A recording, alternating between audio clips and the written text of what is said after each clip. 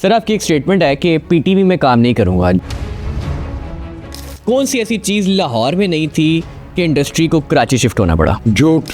Sir Lahore का talent, जो लाहौर का नया एक्टर, वो कहाँ जाए फिर? चले जाओ ना कराची, यहाँ जो वक्त जाया कर। एक्टर्स को पैसे टाइम पे क्यों नहीं मिलते? मैं अगर नाम ले लूँ तो घर छोड़ के भाग जाएंगे, यार से बोल ही पड़ा। बुनियादी वजह क्या है पीटीवी के सवाल की? रवि खान साहब, हमने स्टेज पे भी इकट्ठे काम किया। फिर दोस्त जमाल साहब कहाँ हैं आजकल? औरंगजेब लगारी साहब, ठीक है, लेकिन बुशरा अंसारी, मुशरा अंसारी उस जैसी कौन सी आएगी भी। खलील रहमान कमर साहब, बहुत अच्छा राइटर है। अब ये ना पूछना बंदा कैसा है। जी चाहता है तेज हवाओं में सफर हो, जी चाहता है तेज हवा, तेज हवाओं में सफर हो, क्यों ठहरे हुए पानी पे चलता रहे।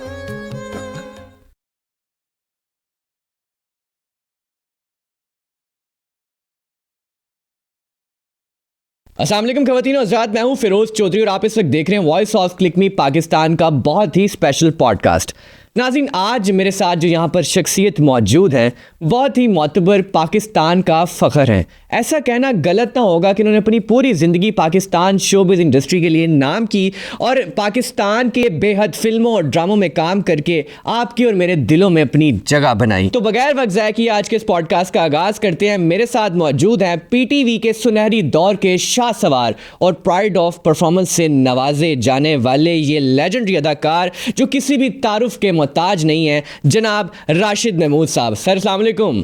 जी वालेकुम, thank you very much Chaudhary साहब। आपने बड़े शॉर्ट कम्पैक्ट बातों में मेरा तारुफ लोगों से करवाया। इस नेशन में सिर्फ मेरे मुल्क में नहीं, अब्रॉड में भी दुनिया जितने लम्हा मौजूद में जो मेरी यूथ है वो भी मुझे जानती है, उनके अब्बा भी जानते हैं, बेशक सर, दादा अब्बा भी जानते तारुफ के तो मोहताज नहीं है हैं। आप। मेरी कंट्रीब्यूशन ऐसी है। ऐसे ही है सर। ये वो भी कि आज मैं अपने फिरोज तेरे साथ बात कर। सर बहुत शुक्रिया सर। वॉइस ऑफ क्लिक में पाकिस्तान की पूरी टीम आपको खुशामदीद कहती है। सर आपने पूरी ज़िंदगी शोबिज़ इंडस्ट्री के नाम की और 40 साल का एक लंबा अरसा इस इंडस्ट्री को दिया। इस इंडस्ट्री ने आपको क्या दिया, इस इंडस्ट्री से आपके क्या गिले शिकवे हैं, आज के इस पॉडकास्ट पे हम जानेंगे। लेकिन इस सबसे पहले मैं ये जानना चाहता हूँ कि राशिद महमूद साहब की ज़िंदगी कैसी चल रही है? अल्लाह का बड़ा एहसान है बेटा। देखो, life is a simply take one, there is no take. इसको बड़ा मोहतात हर कदम जो है ना, आपके प्रिकॉशंस अपने आप पे कुछ रिस्ट्रिक्शन जो है मेरे रिलीजन की तरफ से है, उस पर कुछ मेरी अख्तार की तरफ से है, कुछ मेरी आबा की लेगेसी है उसकी तरफ से, और कुछ मेरी सराउंडिंग की तरफ से। तो मैं उन तमाम प्रिकॉशंस पे नज़र रख के अपनी ज़िंदगी में निकला था। और फिर मेरी ज़िंदगी में गिले और शिकवे जो है ना, उनको बहुत नहीं किए, मैं उनको कशकोल समझ। क्या बात है। जो फर्द अपनी स्किल को डिस्कवर करके अपना रास्ता बना के निकलता है ना, वो बेटा भटकता नहीं। बेशक ऐसी है। फिर सवेर होती है, एनवायरनमेंट से सराउंडिंग में आसानियाँ मुआफ़क़त है या नहीं है, ऑन फुट करना है। क्या बात है। इस तरह से मेरा ये सफ़र है। बचपन में निकर पहनता था जब मेरा आगाज़ हुआ। वाह। तालिम पीरी में 75 बरस से भी कुछ महीने मेरी उम्र जो है वो ऊपर हो गई, लेकिन मुझ जैसा यंग ओल्ड मैन तो मैं इस शोबिज़ में को कभी गुजरा दिखा है नहीं। सब मेरे जो साथी है कोई ना कोई चढ़ी पकड़ के चल रहा है। माशाल्लाह फिटनेस ब्लेसिंग है मेरे, जिसने मुझे ऑक्सीजन, एक मुझे एनर्जी और एक ब्लेसिंग जो मेरी सराउंडिंग। मुझे लगता है वो इस वजह से है क्योंकि आपकी पर्सनालिटी के अंदर एक पॉजिटिविटी है। अल्लाह के उस पॉजिटिविटी की वजह से ऐसे ही सर। तो सर मुझे पता चला है आप पोइट्री भी करते हैं, तो मैं सवालात का आगाज़ करने से पहले मैं चाहूँगा कि आप कोई शेर सुना दें। बेटा बड़ा लंबा सफ़र है, तो तूने आगाज़ में पोइट्री के हवाले से बात करती तो दो शेर मैं सुनाता हूँ। बिल्कुल। एक जो ज़िंदगी के इस तसलसल में मेरी एक गज़ल है, उसका मक्ते में है कि राश तमाम उम्र रहे ख्वाब में मगन, राशिद तमाम उम्र रहे ख्वाब में मगन, जो जागते तो ख्वाब की ताबीर से। अब दूसरा एक शेर और सुनाता हूँ कि मिलती बड़े नसीब से है। दर्द की दौलत मिलती बड़े नसीब से है। दर्द की दौलत राशिद ये तेरा कर्ज तेरी आ गई से।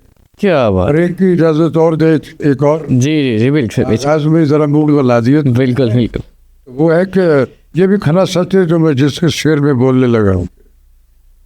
मिला ना वो मैं जिसे ढूंढने को निकला था। वाह। मिला ना वो मैं जिसे ढूंढने को निकला था। वगरना भीड़ तो हर वक्त मेरे साथ है। वाह वाह वाह। सच तो सारी जिंदगी भीड़ों के इन बिटवीन। क्या बात है। तो ये शायरी का शौक कब से? बेटा मेरे वालिद जो है ना हमारे ख़ानदान में मेरे ग्रैंडफादर जो थे प्री पार्टीशन पाकिस्तान बनने से पहले बेसिकली कास्ट वाइज हम कश्मीरी हैं। जम्मू कश्मीर से मेरे आबाद का ताल्लुक़ है। ठीक है। मेरे दादा जो थे पाकिस्तान बनने से पहले और आज भी इस लम्हे मौजूद में भी दुनिया भर में शनाख्त रखते वो कालीनों के बहुत बड़े डिज़ाइनर थे।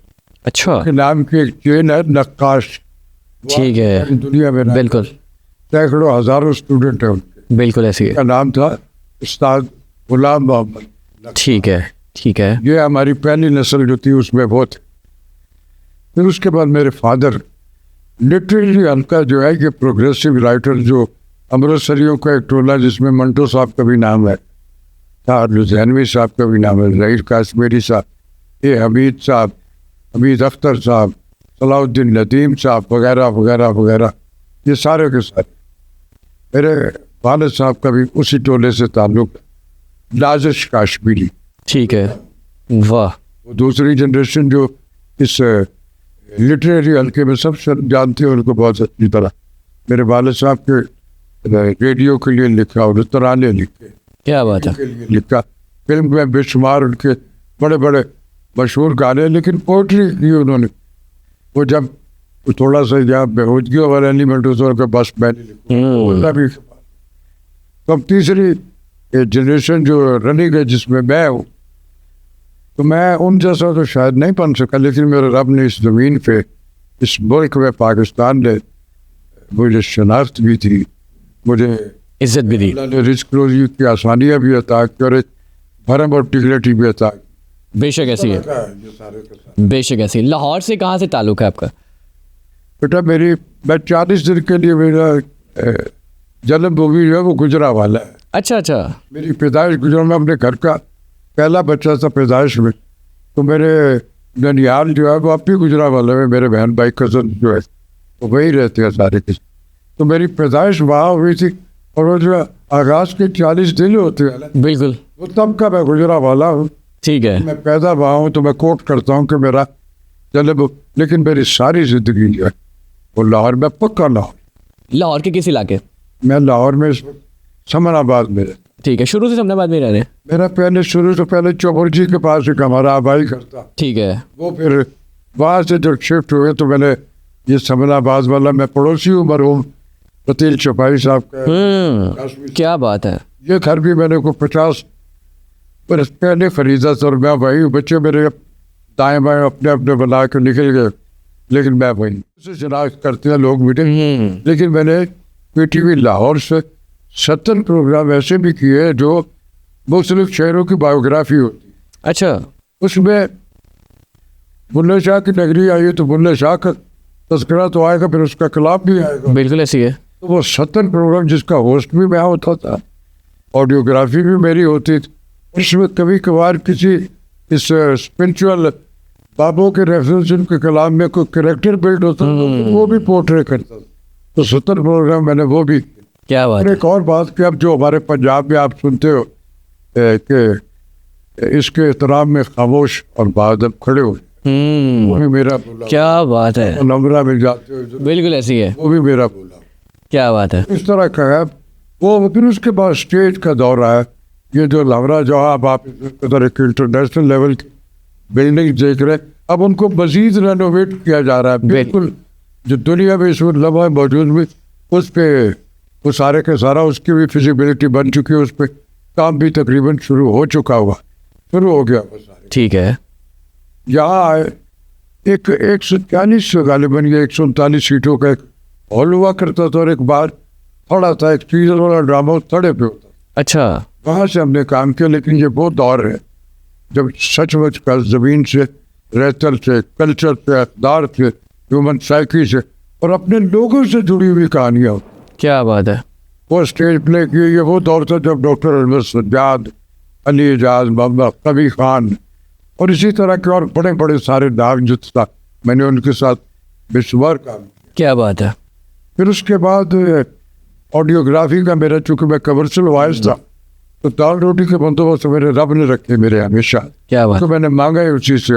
मैंने सारी जिंदगी किसी को देने के काबिल अगर नहीं भी रहा तो किसी से मांगना भी नहीं पड़ा मुझे। मेरे रब ने हर हाल में मुझे रखा, और जो उसने मुझे दिया, शुक्र अल्हम्दुलिल्लाह, मेरी उससे सर्वाइवल होता रहा है, इसलिए मैं मौजूद तक के अंदर। क्या बात है सर। जब लोग आपको पहचानना शुरू हुए, पहली मर्तबा कैसा लगता था? मैं तुझे बड़ी मजे की बात बताता हूँ, पहचान की बात। मेरा स्क्रीन का ब्रेक थ्रू जो है ये लाहौर से नहीं, हालांकि मैंने सारा कुछ याद सीखा, लेकिन लाहौर टेलीविजन ने मुझे काम नहीं किया। उनके पे मुझे इतराज नहीं। अच्छा, ये पाकिस्तान टेलीविजन ने काम नहीं दिया? ठीक है। पाकिस्तान टेलीविजन लाहौर की बात, जी जी ठीक है। मैं उसमें नहीं, मुझे नहीं दिया, क्योंकि शायद उनको हो सकता मैं कोई उसमें गिला ये शिकवा नहीं। अच्छा सर, ये मैं जान सकता हूँ किस सन की बात होगी? टेलीविजन में तो 81 82 में ये मेरा ब्रेक थ्रू जो है ये कराची से हुआ। ठीक है, 81 82। लाहौर से नहीं हुआ मेरा। तो मैं माने तब को मेरिट कुछ और होता, मैं पूरा नहीं होता। कराची में मुझे, और जिस प्रोड्यूसर ने, जिसने मुझे, मैं जिंदगी में कभी उससे नहीं मिला। अच्छा।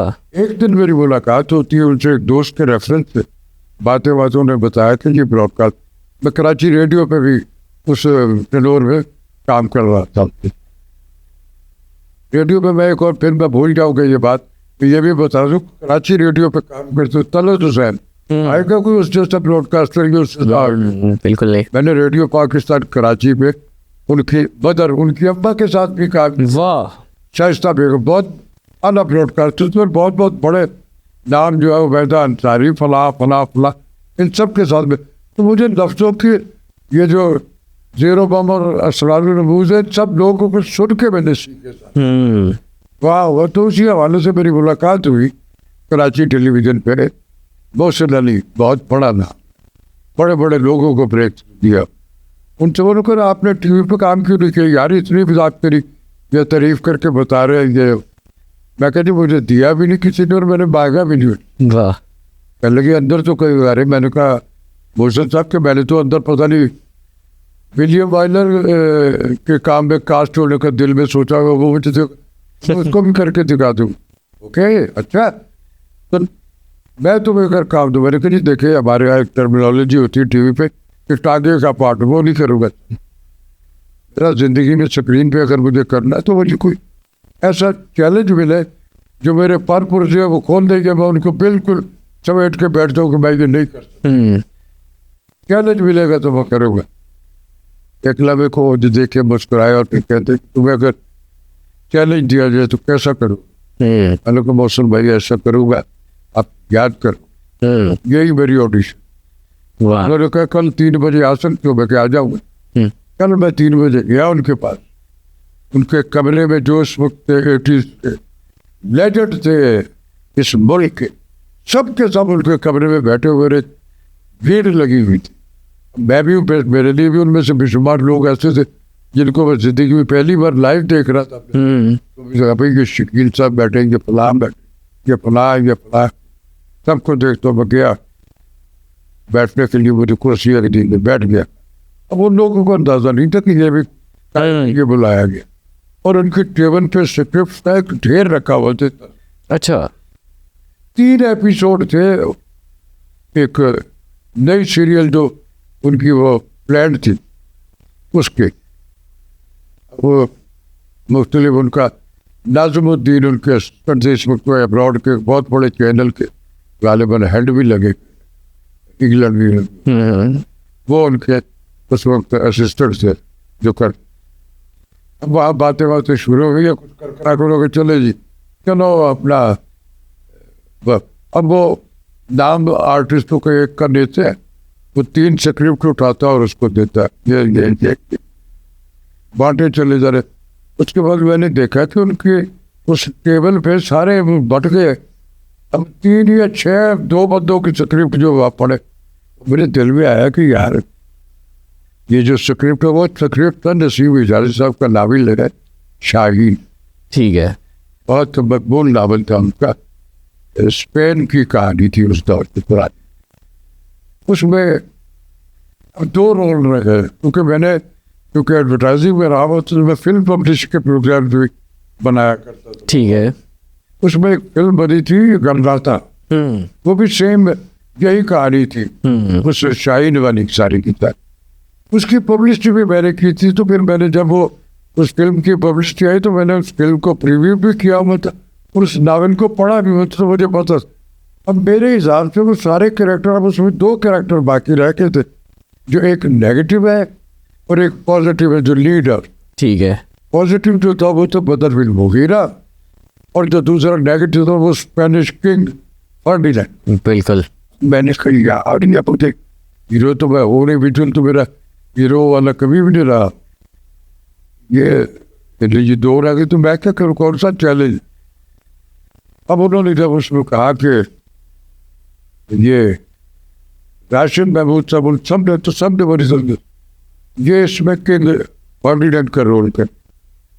मुझे आज भी वो इंसर्शन याद है, जो किसी की तरफ ये जोन टोन करके गया, किसी की तरफ ये टर्न आई, किसी क्या भाई है ये है कौन। फिर मेरे जहन में उनके एक्सप्रेशन से कई जगह मैं फिर भी सोच रहा हूँ ये को पर्ची वाक्य आया इसमें कि यार इसको रख लो, इस तरह के रिएक्शन। ओके, ले लिया। अब उन्होंने कहा जी कल 3 बजे रेस्ट बदरविल मुगीरा, उन्होंने कहा कि वो इस्माइल शाह हमारे का आर्टिस्ट। बिल्कुल बिल्कुल बिल्कुल। फिल्मों में भी उन्होंने सर्वाइव किया, लेकिन अल्लाह करीब के रहमत करे बड़ी छोटी सी उम्र में फायर। बदरविल मुगीरा, उसने कहा जी वो कल आ जाएंगे कोटा से, को कोटा से बुलाया। और मैं अब कल 3 बजे गए, मैंने पढ़ा कास्टिंग, तो मेरे सामने कैरेक्टर बोले गया, तो मुझे पता, मैंने अपने स्क्रिप्ट पे लिख लिया हुआ था ये कौन है ये कौन है। अब उस किंग फर्डिनैंड की जो मलिका थी वो थी तायरा वास। ठीक है। तायरा वास की डोमिनेशन में वाली फिगर थी, जिसको देख के लोगों को ये हो जाता, वो देखते रहते रही था क्या हसीन औरत। वाह। वो इसकी मलिका थी जबीला के रोल। अब जब मैं अगले दिन गया हूँ रिहर्सल पे, मैं जब गया हूँ तो कुछ लोग वहाँ वक्त से पहले आके बैठ गए।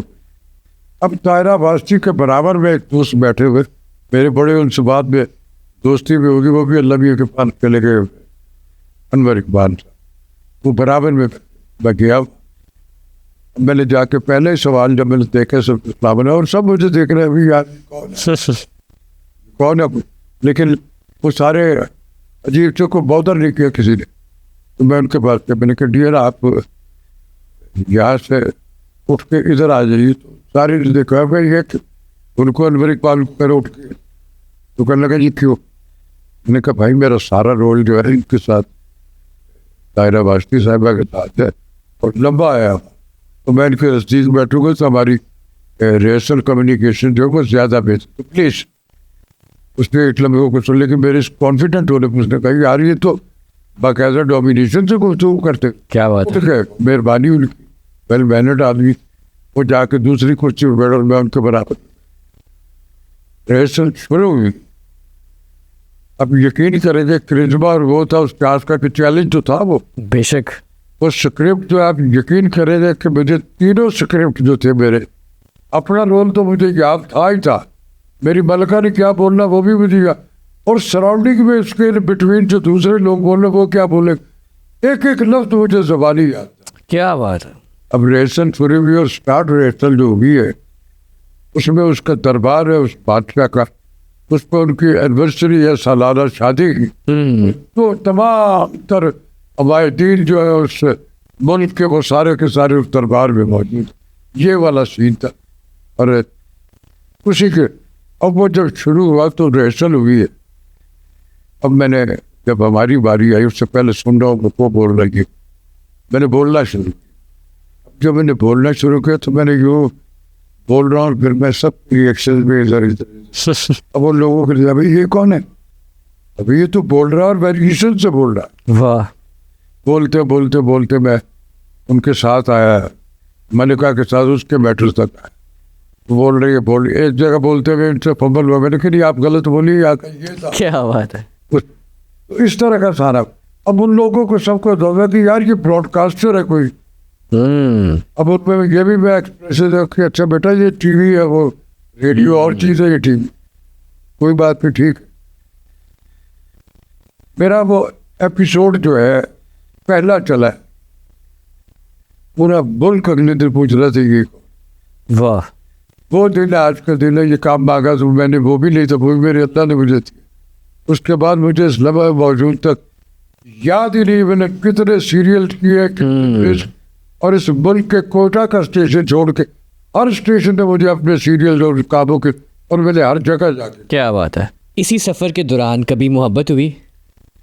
ये सान है बेटा 52 बरस पहले का, 52 बरस हो गए मुझे रोज़ उसी घर में जाता हूँ, वही मेरे बच्चों की माँ है। वो एक ही सान है, अटैक बहुत सारे हुए लेकिन मेरी महबूबा जो है, मेरे बच्चे, मेरा घर, ठीक है, मेरा ये काम, मेरा ये जो करिश्मा था, मैंने इश्क अपने काम से किया सारे का सारा। पीटीवी के सुनहरी दौर से जवाल तक का सफ़र आपने देखा जी। इस जवाल की वजह क्या है? देखो बेटा, इस सब कॉन्टिनेंट में हम वो साइंसदान हैं जिन्होंने सब कॉन्टिनेंट में ड्रामा इजाद किया। बेशक ऐसी है सर। हमारे पड़ोस में जिसकी मिसालें हम रोज़ देते हैं कि ये मुंह से आग निकालते हैं, वो उनके जब हमारा ड्रामा सड़कें खाली करा दिया करता था, हमारे मुल्क में नहीं, हमारे पड़ोस में भी, तो उस वक्त जो उनका चैनल था उस पर हम छतों पे चढ़ के यूँ घुमाया करते थे, आगे आगे आगे आगे रोक दो, और डॉट्स वाले गाने होते थे खामोश फिल्मों के, वो देखा करते थे हम सारे के सारे। जिस तरह आ रही है कुछ इस तरह का टाइटल होता था उसमें, वो जो अमृतसर का जो उनका चैनल था उसमें। मुसीबत ये हुई कि ये जो दौर था जिसमें ये सारी कंट्रीब्यूशन, जिसकी कोटेशन जब हम देते हैं, वहाँ जितने लिखारी जो टीम होती थी उसकी टेलीविज़न की या काम वालों की, उसमें डायरेक्टर, प्रोड्यूसर जो है वो, लिखारी, technicians, artist, they are all committed person. वो अपनी स्किल को डिस्कवर करके अपने इस काम में आए थे, ऐसे ही मुंह उठा कर नहीं आ गए थे और उनको रख लिया गया था। टेलीविज़न के जितने स्टाफ थे सारे के सारे वो लोग थे जिनके बाद में आज भी हम कोटेशन उन्हीं की देते हैं, उन्हीं ड्रामों का तस्करा करते। लिखारी जो था वो लिखारी वो था जो अपनी ज़मीन से, अपनी रहतल से, अपने कल्चर से, अपनी अक़दार से, अपने रस्म व रिवाज से, अपनी ह्यूमन साइकी से और अपने प्रोविंसेस से जुड़ा हुआ था। वो जब स्क्रिप्ट लिखता था तो अपनी ज़मीन से रिलेटेड और अपनी उन ज़िंदगी की जो रहतल है उसमें कौन से कॉन्फ्लिक्ट है, क्या होता है, क्या उसकी कहानी होती थी। आर्टिस्ट भी उसी तरह होते थे। एक जगह लाहौर से ड्रामा होता था, कराची में तो बाद में शुरू हुआ, बिल्कुल ऐसी है। और आर्टिस्ट बेशुमार स्कैन होके बड़े बड़े नामवर उस दौर में थे। तो उस दौर में किसी एक को ड्रामे में काम मिलना ये बहुत बड़ी अचीवमेंट होती। इंतज़ार में होता था कि साल में एक ही मिल जाए। तो they are all committed person, असली वाले। और वो जब काम करते थे दे आर ऑल एक मिजाजन प्रोफेशनल थे सारे के सारे। वो जो काम करते थे उसमें एक कम्युनिकेटिव उनकी आपस में एफिलिएशन होती थी।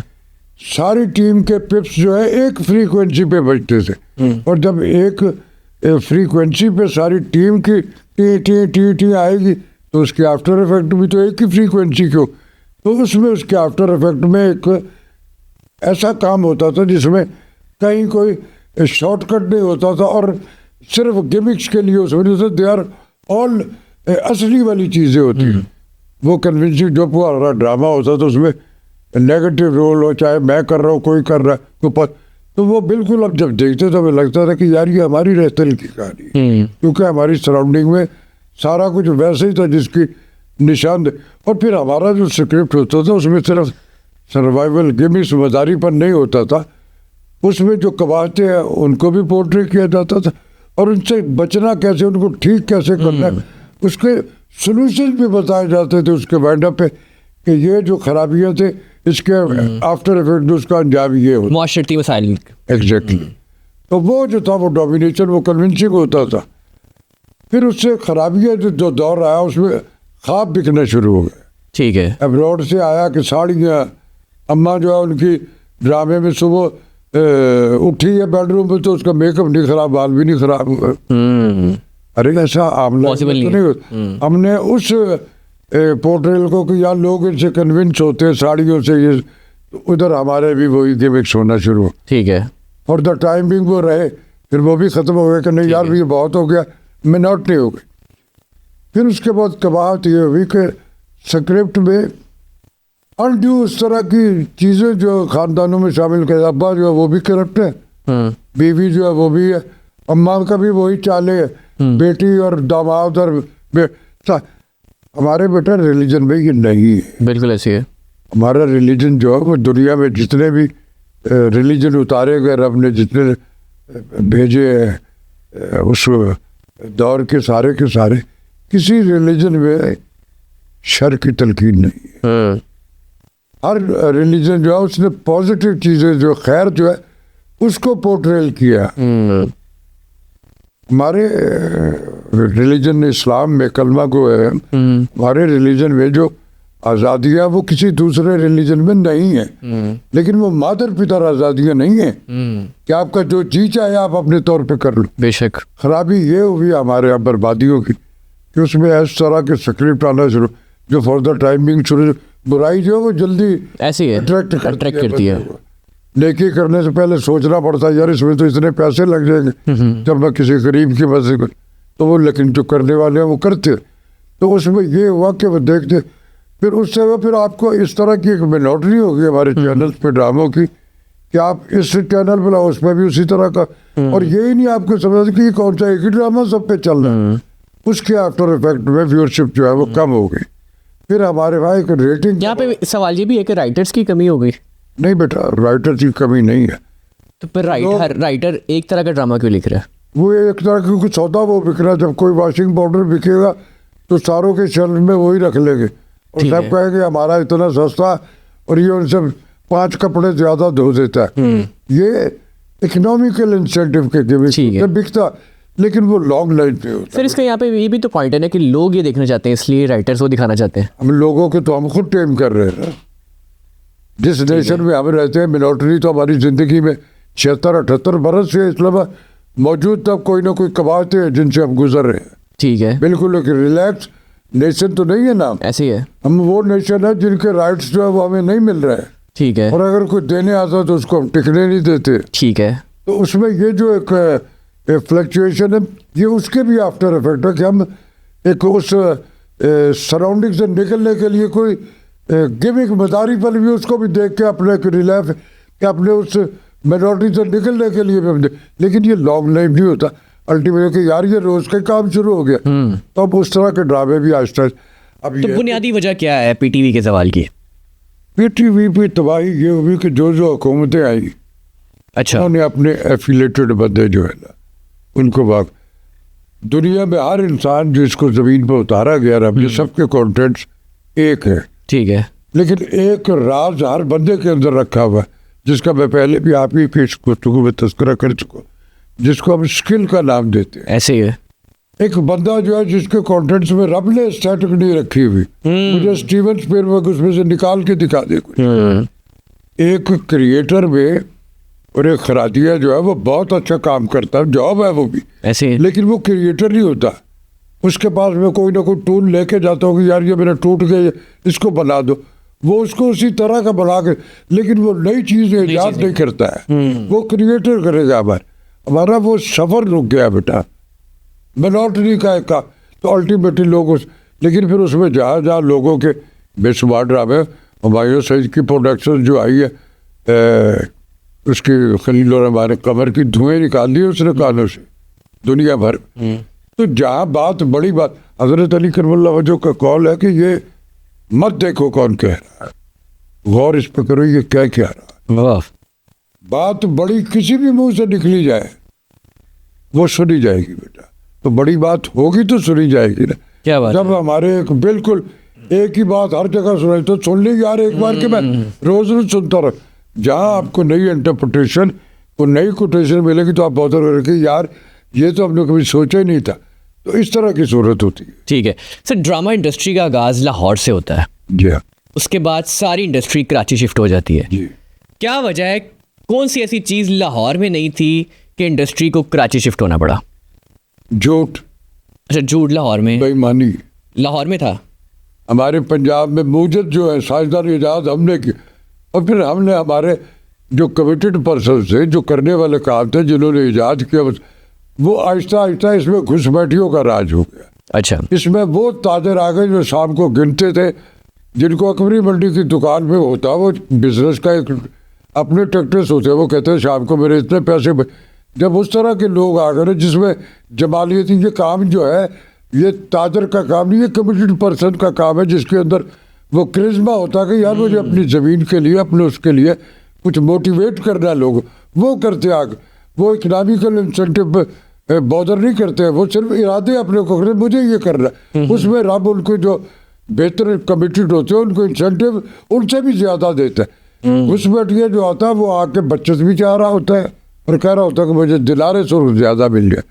जब उस तरह के नॉन प्रोफेशनल लोग आ गए और जो हमारे असली काम करने वाले थे वो तो पैसे मांगेंगे काम के, ऐसे पैसे देते ताजर जो आता वो कहता मेरा एक छोटे बजट में मेरा काम कैसे हो जाएगा, ऐसे है। तो इस तरह की बर्बादी नॉन प्रोफेशनल लोग आ गए।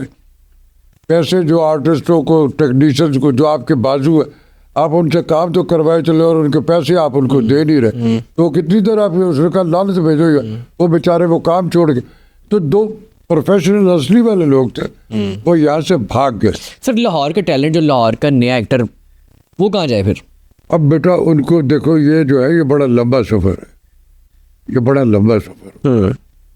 आप अपनी स्किल का आप ये कर सकते हैं, कर सकते तो उसके लिए सिर्फ इस कितारसिस में कि यहाँ नहीं है चले जाओ ना कराची, यहाँ जो वक्त जाया कर रहे नहीं सर, हर पेरेंट्स तो नहीं ना अपने बच्चों को भेजेंगे कराची। नहीं जाता तो फिर कोई और काम कर, फिर दुबई जाके जॉब कर, फिर कुछ पाने के लिए आपको कुछ ना कुछ तो खोना है ना।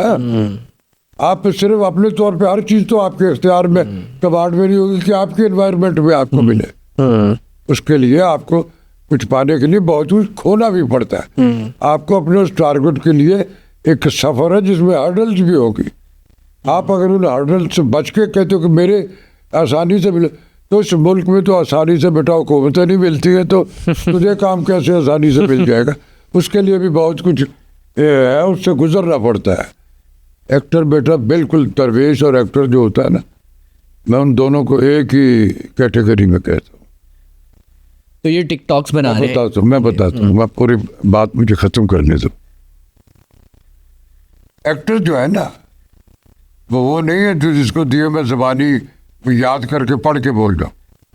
आप एक्टर जो है वो जब उसको कोई काम मिलता है तो उसमें से जावेद शेख सब निकल गए होते हैं, राशिद महमूद उसमें से अवे हो गया, वहाँ वो कैरेक्टर खड़ा होता है। क्या बात है। हमारा आज का एक्टर जो है वो कहता है कि मेरी शक्ल का, मेरी लाली भी जो है, मेरी हजामत भी ठीक दिखे, मेरा स्टाइल भी है। हर कैरेक्टर आपकी उस विजुअल का तो नहीं है। मैंने आपको कैरेक्टर दे दिया एक फकीर का, तो मुझे फकीर रिक्वायर है, हीरो रिक्वायर नहीं है। बिल्कुल आपकी ब्यूटी रिक्वायर। मैंने सारी जिंदगी काम किया, मैंने कभी बॉदर नहीं किया कि मेरा विजुअल कैसा, विजुअल कैसा ऑन फुट मेरा किरदार स्क्रीन पे कैसा। क्या बात है। एक मैंने सीरियल किया था, बड़ी पुरानी बात है, कई दहाइयों पहले की दरिया, ये चोलिस्तान में पहला ड्रामा था इनका, असगर नदीम सैयद साहब का और मोहम्मद अजीम हमारे टीवी को, उसने रिकॉर्ड एक कायम किया था उस ड्रामे में। उस ड्रामे में हम बिल्कुल वो जो चोलिस्तान के बिल्कुल इंटीरियर के लोग थे वो बने हुए थे रोहेले, जिनके टैंक से कलर होते हैं, बिल्कुल वो पानी वाली के मसाइल इस तरह के उसमें। अब उसमें मैं अपने वो जाता था मेकअप वाला, मैंने कहा तो मुझे दे वो जो ब्लैक सा उनका नहीं होता वो शेड, भाई वो हाथों पर वो डग डग डग बादल की तरह की शक्ल बन जाती है ऑन फुट। मैं जो बना हुआ तो तौकीर नासिर का बाप बना हुआ था, चाचा बख्शू, सबसे ज़्यादा अप्रिशिएट जो इस तरह के सारे लोग थे सारे उसमें। तो रोल जो है उसके विजुअल में आपको किरदार का, या तो आप हीरो हो, या तो आप हीरो का इरादा लेके, तो उसके लिए मेंटेन करना है आपको अपनी ब्यूटी को भी। लेकिन हीरोशिप में भी बाज़ दफ़ा आपको इस तरह का किरदार हो जाएगा जिसमें आपकी सिर्फ विजुअल नहीं, आपका वो जो अंदर स्किल है वो भी स्क्रीन पर रिक्वायर होती। कैरेक्टर रोल या उस एक्टिंग में जब तक आप उस किरदार में लिव करते हुए आपके विजुअल उसमें एवर्ज नहीं होगा, उसमें राशिद में वो निकाल के आप करोगे तो तब आप सरवाइव कर। मैंने सारी जिंदगी कभी बॉदर नहीं किया मैं कैसा लग रहा हूँ, मेरा किरदार कैसा लग रहा है। वाह, दैट्स द वे। ठीक है। फिर अभी हमने बात की है कि सारी इंडस्ट्री कराची शिफ्ट हो गई है, जिसके बाद बहुत सारे एक्टर्स लाहौर के वो भी कराची शिफ्ट हो गए, आप क्यों नहीं कराची गए? मेरा रब बेटा यहाँ भी वही है। अब जो बड़े बड़े नामों वाले गए थे, अब उनमें से कई ऐसे नाम है, बात तो बुरी है जो वो कर रहे, अर्थियों में उनकी लाशें आ गई वहां से वापस, और वो दोबारा नहीं आएंगे। इतने बड़े नाम थे। अपनी जन्मभूमि, अपनी जमीन जहाँ से आपको शनाख्त मिली है। मुझे आज से 48 बरस पहले वॉइस ऑफ अमेरिका में जॉब की ऑफर थी। अकमल अदरीमी साहब मेरे अब्बा के दोस्त मेरे, वो बहुत बड़े बिग शॉट थे इस मुल्क के भी और वहाँ के भी। उन्होंने कहा, मैं उन दिनों एक राइज ब्रॉडकास्टर था, सारी असनाफ में डोमिनेशन मेरे रब ने मेरे अख्तियार में दी हुई थी जो मेरे काम में पोर्ट्रे होती थी। उन्होंने कहा मेरे अब्बा से कि यार इसको पूछो, मेरे पास एक ऑप्शन है, मैं इसको यहाँ बुला लेता हूँ। मेरे बाबा ने कहा मुझे, मैंने कोई जवाब है कि जी मैं जरा सोचने दे। 5वें दिन उनका फिर फोन आया उनको, तो उनका यार उनका आया था, वो पूछ रहे थे कि बताओ क्या कहता। मैंने अपने बाबा से कहा कि नहीं मुझे नहीं जाना। तो उनके लिए बड़ा हैरानगी के दस्ते से कि क्यों नहीं जाना। मैंने कहा बाबा मुझे शनाख्त अपनी ज़मीन पे चाहिए। मेरी शनाख्त मेरी ज़मीन पे हो जाएगी तो सारी दुनिया में हो जाएगी। आज सारी दुनिया मुझे जानती है, वाइड एंगल सोशल मीडिया और इस टेक्नोलॉजी ने कर दी है। मैं अब अमेरिकन जो है उनके उस खबरनामे में कई बार मैंने लाइव गुफ्तगू की है। मैं इंग्लैंड के कई चैनल्स जो है उन पर लाइव गुफ्तगू और फिर दुनिया भर में मुझे मुख्तलिफ अवार्ड्स के लिए बुलाया जाता। तो ये उस शनाख्त से है ना कि आई एम फ्रॉम पाकिस्तान। मेरी शनाख्त पाकिस्तान ने मुझे भरम दी है, डिग्निटी दी, वकार दी। मेरे रब ने इस ज़मीन के हवाले से मुझे रिस्क रोज़ी की आसानियाँ अता की। और क्या चाहिए किसी बंदे को ज़िंदगी में। तो आप कराची हो या जिसको मेरी ज़रूरत होती है मुझे अभी कराची बुला। सर, हमने फिर यहाँ पे एक स्टेटमेंट आपकी वायरल हुई जिसमें आपने कहा कि मैं गलत मुल्क में पैदा हुआ हूँ। वो इसलिए कि जब हमारा खून नहीं छोड़ा जा रहा था ना, काम वाम हमारा ड्रामा तो बंद हो गया हुआ। नए पाकिस्तान जब बनना शुरू हो तो सबसे पहले हमारा ड्रामा बंद किया और अपने ड्रामे शुरू कर दिए। तो आपको लगता है जज्बात में कहा गया हुआ गलत बयान था? जज्बात में दिल से कहा था भाई, गलत बयान था आपको? बिल्कुल नो, ये बिल्कुल मैंने अपनी फीलिंग से कहा था। हुआ ये है, मैं तुझे चलो कभी तस्करा कर लेते। 2 इवेंट है मेरी जिंदगी की तरह जिसमें मैंने बोल्डली एक डिसीजन लिया। बिल तो हम भरते हैं, बिल्कुल जो पुरानी बात हो गई अब तो वो जिसका आप बिल्कुल कर रहे, लेकिन थी तो सही ना। मेरे बिजली का बिल ना कभी कितना आ गया, जो आ रहा था भुगत रहे थे भाई। काम वाम हमारे बंद कर दी। नए पाकिस्तान से ही हमारा ड्रामा बंद हो गया और मोटिवेट करने के लिए अर्तुगरुल गाजी को बुला लिया। अरे दुनिया में हर जगह होते हैं नसीम एजाजी साहब, नाम उनका कुछ और होता है। हमारी हिस्ट्री और वो सारा कुछ वो नहीं है जो हम पोर्ट्रे करते हैं। तो ड्रामे तो हमारे बंद, हमारा तो वही काम है। मैं तो और कुछ आता भी नहीं, मुझे ये भी पता नहीं आता कि नहीं आते, लेकिन अल्लाह ने इसमें मेरे भरम रखे हुए। लोग कहते हैं कि नहीं यार ये कुछ कर लेता है। इस तरह की जब सूरत, अब उसमें मैं मोटिवेशनल स्पीकर भी हूँ। दुनिया मेरे मुल्क की जितनी मुख्तलिफ यूनिवर्सिटीज़ है उसमें NCA है, पंजाब यूनिवर्सिटी है, और दूसरी जो प्राइवेट सेक्टर की है वो है। मेरी बेटियों के जो कॉलेजेस और मुझे वहाँ भी बुलाया जाता। ठीक है, मैं मास कम्युनिकेशन के बच्चों से कम्युनिकेट करता हूँ और मेरी एफिलेशन में एक नहीं बेशुमार ऐसे बच्चे जिन्होंने डिग्रियाँ की, मुख्तलिफ चैनल्स में काम कर रहे हैं, मुख्तलिफ जॉब्स में काम कर। तो ये सारा कुछ करता हूँ। तो मेरी दाल रोटी जो अल्लाह ने मुख्तलिफ हवालों से रखी। फिर मैं चूँकि ब्रॉडकास्टर हूँ, कमर्शियल ऑडियोग्राफी बोलता हूँ, उसके भी मुझे कुछ दाल रोटी मिल जाती है। फिर कभी कभार ये जो आते हैं काम, अब मैं आपको कब दिखता हूँ, मेरा कोई गिला ये शिकवा नहीं, मुझे नहीं। आज का ये जो माहौल में रिक्वायर स्क्रिप्ट होते हैं उसमें कुछ और तरह के लोग चाहिए। जब उस तरह का आएगा कुछ सही वाला स्क्रिप्ट, उसमें फिर काम वाले बंदे चाहिए होंगे तो फिर वो हमें बुलाते। लेकिन मेरा बड़ा मासूमाना सवाल आपसे यहाँ पर ये है कि आपने कहा कि मैं गलत मुल्क में पैदा हुआ। हाँ, उसकी बात जिस मुल्क में आपको शनाख्त मिली, लाखों लोग आपसे प्यार करते हैं, उस मुल्क के बारे में सुन लो वो मैंने क्यों कहा। अब इस मुल्क में जो कुछ मुझे मिलता वो मैं किसी से भीख तो नहीं मांगता। बिल्कुल ऐसी है। मैं जो काम करता हूँ उसका अफजाना मिलता ना मुझे। या तो मैंने कोई एप्लीकेशन लिख के दी कि मैं मर गया हूँ, बीमार हूँ, मुझे चंदा दीजिए। No, never in a life. मुझे अगर कहीं से कुछ मिला है तो किसी ने डिग्निटी वकार से मुझे मेरे ट्रिब्यूट के तौर पे वो दिया, तो वो तो मेरा हक बन गया कि जो बकिया दिया आपने मुझे भी दे दिया। मांगा नहीं कि मुझे भीख दे दो, मैं मर रहा हूँ, बीमार। मेरी 4 बार हार्ट अटैक हुआ मुझे जिंदगी में, 2015 में, 2018, 2021 में और 2023 में। वो इतना हार्ट तक मैं पैरालाइज हो गया था। लेकिन मेरा अल्लाह भी ऐसा ऊपर है कि मैं ट्रीटमेंट के साथ ब्लेसिंग और दुआएं इतनी थी कि मैं बंदे का पुत्र फिर ठीक होके खड़ा हो जाता और फिर उस लम्हा मौजूद में चलता। अब मैं इन दिनों फिर 10-12 आपके इल्म है कि जो मेरी तकलीफ तो बिल्कुल ऐसे है सर। लेकिन चूंकि आपसे वादा किया तो आपने कहा था कि आपको पिक एंड ड्रॉप भी कर लेंगे क्योंकि मैं अपनी गाड़ी भी नहीं चला सकता। तो आ गया आपके पास। मुसीबत ये होती है कि हमारे बातें तो ये करते हैं कि जी वो फला फला फला फला। हमारे मुल्क में अब थोड़ा सा ये जो हुकूमत ये आर्टिस्ट या मुशर्रफ साहब का दौर था, ठीक है, मियाँ साहब के दौर में भी आर्टिस्टों के बहुत पजीराई थे और उनको बड़े इंसेंटिव मियाँ साहब के दौर में थे। मुझे प्राइड ऑफ परफॉर्मेंस मियाँ साहब के दौर में मिला था, क्या बात मुझे मिलता नहीं था। नॉमिनेशन मेरी होती थी और 3 दिन पहले भी यार सॉरी बाबा इंशाल्लाह अगली बार से। तो मैंने कहा ओके, ना भी मिले मुझे क्या पता। तो मुझे भी इसी नून लीग की हुकूमत ही में मिला था प्राइड ऑफ परफॉर्मेंस, लेकिन मिला 50 वर्ष के बाद था। मुझे फख्र है कि मेरा प्राइड जो है प्राइड ऑफ परफॉर्मेंस मीन्स कि मेरी परफॉर्मेंस का प्राइड तो वो तो मेरा व्यूअर देता है मुझे। मेरा बेटा कराची में मैंने एक सीरियल किया हुआ है, एक मेरा आगे कमिटेड हूँ, फिल्म जिस वक्त मैं कर रहा हूँ, एक मेरी ईद पर लगेगी दिल्ली गेट। हाँ जी। एक रनिंग फिल्म है मेरी सैयद नूर साहब की ललकारा सिंह इन लाहौर। सिखों का उस प्री पार्टीशन की कहानी है, उस दौर से लेकर इस्लाम में मौजूद था। उसमें मैं दादा बना हूँ, दादे पोते की कहानी है। क्या बात बहुत अच्छी। सैयद नूर साहब उसके डायरेक्टर हैं, बहुत आउटस्टैंडिंग कास्ट है उसकी सारी की सारी। और नूर साहब ने उसको बड़े एक वाइड एंगल एक अपना वो जो सारी स्किल है उससे बनाया। ये सारी फिल्म लाहौर में शूट हुई है? लाहौर में भी हुई है, मुख्तलिफ जगहों में जहाँ उसकी जरूरत थी तो उसमें हूँ मैं। सैयद नूर साहब के साथ कैसा एक्सपीरियंस? मैं सैयद नूर के साथ साहब के साथ मेरी पहली फिल्म थी डाकू रानी। ठीक है।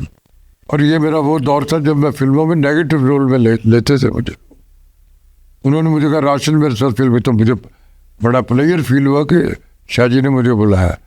तो मैंने जब उनसे रोल की बात हुई तो पता लगा ये पैथेटिक बाप का रोल है। मैंने कहा शाह जी अच्छा। मैंने डाकू रानी का रोल किया। वो शाह जी की वो फिल्म है जिसने एक्स्ट्रा ऑर्डिनरी धुएं निकाल दिए इस मुल्क में। इस कदर वो सुपर हिट फिल्म थी। बाप और बेटी की कहानी, साहिबा मेरी बेटी बनी हुई थी और उसमें लोगों ने मान लिया कि यार ये बाप ही और ये बेटी है। एक पैथेटिक रोल था सुपर। फिर उसके बाद शाह जी की कोई ऐसी फिल्म नहीं जिसमें मैं नहीं हूँ, इसलिए मैं मौजूद तक। क्या बात? कोई एक आध उनकी फिल्म में अगर नहीं होता तो मेरा पैदा का नहीं कमिटेड हूँ कि मैं कराची में काम कर रही हूँ तो मेरी है कि शाह जी मैं ये नहीं तो वो मुझे इजाज़त दे, वरना उनकी हर फिल्म जो है तो मुझे उसमें मैंने पूछा भी नहीं कभी उनसे मुझे करना क्या। क्या बात है? उन्होंने जब भी मुझे लिया कोई एक्सक्लूसिव वो रोल मुझे दिया जो शायद वो समझते कि इसको देते हो कर लूँगी, तो मैं उनको इस इत्मीनान पे भी उनका शुक्रगुजार हूँ, उनकी मोहब्बत और शफ़क़त। इसी तरह दूसरे सारे हसन अस्करी साहब के साथ मैंने बहुत काम किया, बहुत। क्या बात है? बड़े डायरेक्टर थे बेशक। इस तरह मैंने सबके साथ काम। दिल्ली गेट के बारे में बताएं, दिल्ली गेट कैसी? दिल्ली गेट का इसका डायरेक्टर जो है वो बिल्कुल यंग आदमी है, नदीम चीमा। इसका जो प्रोड्यूसर है यासिर, वो इसमें हीरो भी है इस फिल्म में। अच्छा कमिटेड बच्चा है। कास्ट कौन है इनमें आपके साथ? इसकी कास्ट उसमें जावेद शेख साहब ने। अच्छा। ये 3 बाबे हैं जिनकी कहानी बेस वो है। ठीक है। एक बाबा अल्लाह की रहमत करे हमारे दोस्त है खालिद भट्ट साहब, लबिया के पास चले गए, अब जन्नतों में होते हैं सारी जिंदगी के साथी। तीसरा मैं, हम 3 मुख्तलिफ दिल्ली गेट के इंटीरियर के बाबे हैं। जो एक बाबा जो है जो कबूतरबाज भी था, वो जावेद शेख साहब जो अब्रॉड चले जाता है इकोनॉमिकल इंसेंटिव उसके लिए। भट्ट साहब जो वो उसमें पहलवान है, जो अपने दौर के पहलवान थे, तो अब पहलवानों की वो डोमिनेशन वो अदब एहतराम तो रह गया हुआ है और वो अब पहलवानी अब तो बाबे। तीसरा मैं हूँ जो अपने वक्त का बहुत बड़ा वहाँ का बदमाश था, जो डरा के डोमिनेशन से था, लेकिन अब वो टेम होके बंदे का पुत्र बन चुका और लोग उसका भी अदब एहतराम। ये तीन बड़े और फिर उनसे रिलेटेड आगे रिश्तों की कहानी है, और वो जो ज़मीन से जुड़ी हुई कहानी है वो है इसकी। इस फिल्म की कहानी मोहम्मद कमाल पाशा साहब ने, वो भी पीछे बेचारे एक्सपायर हो गए, उनकी कहानी। डायरेक्टर है इसका नदीम चीमा। ठीक है। मैं कराची के भी आर्टिस्ट है। कब आ रही है फिल्म? इस ईद पे लगी। इस ईद, छोटी ईद पे? हाँ, पक्के ये जो पहली ईद आई, ठीक है, इस पे लगी। जो नदीम चीमा इसका डायरेक्टर है, अच्छा एक्टिव और बड़ा फ्लैश फॉरवर्ड का वो बच्चा है, और मेरे बड़े लाडलों में उसकी ज़िंदगी का पहली फिल्म से लेके इस फिल्म तक ये आगे भी जो काम कर, वो सबसे पहले मेरे पास आता, मुझसे मशावरत करते, बाबा ये कर, और मेरी कुछ सजेशन जो बातें होती हैं उन पर अमल भी करता है। और मुझे यकीन है कि उसकी ये फिल्म जो है एक मोनोटनी जो है ना उसको ब्रेक करेगी। लेकिन इसका प्रोड्यूसर की भी मैं उसमें भी दाद देता हूँ कि उसने भी उसको बड़ा वाइड एंगल जो उसमें रिक्वायर फिजिबिलिटी थी उसमें ये बहुत नहीं किया इसमें मेरे कितने पैसे लगे, वो सारा कुछ उसने किया। तो कोई भी एक बंदा है जो ट्रेंड सेटर बनेगा इस रिवाइवल के लिए कराची। ड्रामा कौन सा आ रहा है आपका? जी, ड्रामा कौन सा आ रहा है आपका? ड्रामा मेरा यार वो एक मैंने संगीता बेगम का प्रोजेक्ट किया, लेकिन वो अभी लॉन्च नहीं हुआ। ठीक है। अब वो आगे करीब देखे उसमें होता बन जाता, फिर वो उनके स्केड्यूल जब बनता उसमें होता। ठीक है। एक आध मैंने और कमिटमेंट कराची की हुई। ठीक है, कराची जाएंगे फिर? तो अब वो उसके लिए मैं जाता हूँ, जितने दिन की डेट्स होती है, ठीक है, वो करके आता हूँ, फिर नेक्स्ट स्पेल जब बुलाते तो चल, तो इस तरह करता हूँ। ठीक है। लेकिन मेरा मदर स्टेशन स्क्रीन का जो है वो कराची है। कराची है। तल्ख बात है मगर बात तो सच है, बात है रुसवाई की। ड्रामा एक्टर्स को पैसे टाइम पे क्यों नहीं मिलते? बर्बादी जो मेरे लाहौर में हुई इसी बात से हुई। मैं अगर नाम ले लूँ तो घर छोड़ के भाग जाएंगे, यार से बोल ही पड़ा। लेकिन मैं शिकवे और गिले को कुछ कोल समय तो जो आज थोड़ा बहुत कर देंगे नहीं यार, ऑन फुट जो हो गया होगा उसके जवाब वो अल्लाह को जा। हमारे यहाँ फिल्म इंडस्ट्री में बेशुमार ऐसे लोग हैं जिन्होंने कहा कुछ और उस पर अमल नहीं हुआ। तालियां मेरे पार्ट को बज रही और पैसे लेके वो घर भाग गए, इसी तरह को छोड़ दी। लेकिन अब मुझे भी बड़ी काफ़ी देर के बाद समझ आई, एक मुसीबत यह है कि मैं बड़ा मुरव्वत और वो वाला डाउन टू अर्थ बंदा हूँ। मैं समझता हूँ ये जो कह रहा है ये लेकिन वो बाद में खोचल निकलते हैं मुझ में। हमारे यहाँ बर्बादी ये हुई फिल्म की भी, ड्रामा इंडस्ट्री की भी, कि जिनसे आप काम कर रहे हो उसमें आपका स्टाफ भी शामिल है, आपकी कास्ट भी शामिल है, जो जिनकी वजह से आप वो सारा काम कर रहे हो, आपने जो जो उनसे कमिट किया वो आप उसको देते नहीं। और जब आप ब्लेसिंग और दवाएं गंवा लेते हो तो फिर उसके आफ्टर इफेक्ट भी तो आपकी बर्बादी में, जो मैंने बीजा नहीं आप वो काटने निकले, आपको इंसेंटिव एक बार तो आपका दो। इसमें मोस्टली ये हुआ कि कॉलोफेल के तजाद ने बर्बादियाँ की है। हमने अपने लोगों, मसलन मैं आके बंद करके आपके पास आया, आपने जो, मैं अब नाम नहीं लूँगा जैसे आपने तो कहा, लेकिन नहीं, जो गुजर गया वो गुजर गया, मेरे थे नहीं जो गए। तो मैंने बड़े मुद्दत के बाद ये, और जब से मैंने ये प्रिकॉशंस रखे तब से मेरे पास काम की कमी हो गई यार, ये तो खुल के लेकिन अब मैं ये जो डू एंड डाई डिसाइड करके करता हूँ, वो मुझे फील होता है कि ये मुझे कर लेना चाहिए तो कर। तो बता दें कितनी अमाउंट है जो आपकी गई? छोड़ दो यार, बेशुमार लाखों में। लाखों में है? जी बेटा। सर आज भी एक्टर को अपना हक मांगने के लिए प्रोड्यूसर्स के पीछे जाना पड़ता है? कराची में हमारे बड़े सीजन्ड आर्टिस्ट हैं, मेरे ही हम असरों में से हैं, मेरी उम्र की उसमें है अहमद साहब। उनका मैंने क्लिप देखा, मेरे कलेजे में तकलीफ में, सिर्फ मेरे आंसू नहीं निकले लेकिन मेरी फील में वो आ चुके। उन्होंने कहा कि हम काम तो करके आ जाते हैं और उसके बाद पैसे जो हमें ऐसे जैसे भीख में हमारे ऐसे ही है सर। तो ये फिर मैंने उस पर एक अपने उस प्रोग्राम में ये कहा भी था कि यार जिन लोगों की वजह से आपकी आज शनाख्त है, आप सारा कुछ ये करके इस मकाम पे बैठे हुए मल्टी बिलियनर्स कराची के हमारे आर्टिस्ट सारे मेरे लाडले, मैंने सबके साथ काम किया है। ठीक है। और बड़ी डिग्निटी, मुझे ये दिक्कत कराची में नहीं हुई। मेरी जो जिससे मैंने कम पैकेज में किया, जो मैंने किया मुझे मिला, बगैर कहे मिला। ज्यादा में किया, जो कि तय हुआ वो मुझे मिला। इस पे थोड़ा सा सर मेरा सवाल यहाँ पर यह है कि फिर भी एक्टर एक्टिंग नहीं छोड़ता, काम कर रहा होता है।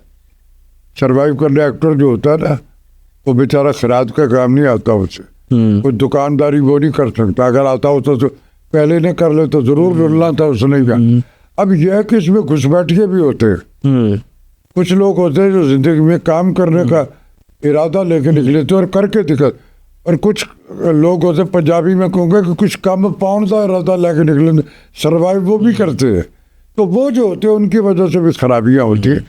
हमारे यहाँ ये होता है कि जिस काम के पैसे एक शौकिया आता है तो वो कहता है यार ये तो शौकिया हर बार नया शौकिया ढूंढ लेते, चले ना चले, सौदा तो बिक रहा होता। तो ये कुछ रिवायात, कुछ अखलाकियात, कुछ कमर्शियल होते हैं, वो उन पे नजर रखनी चाहिए, डिग्निटी वका।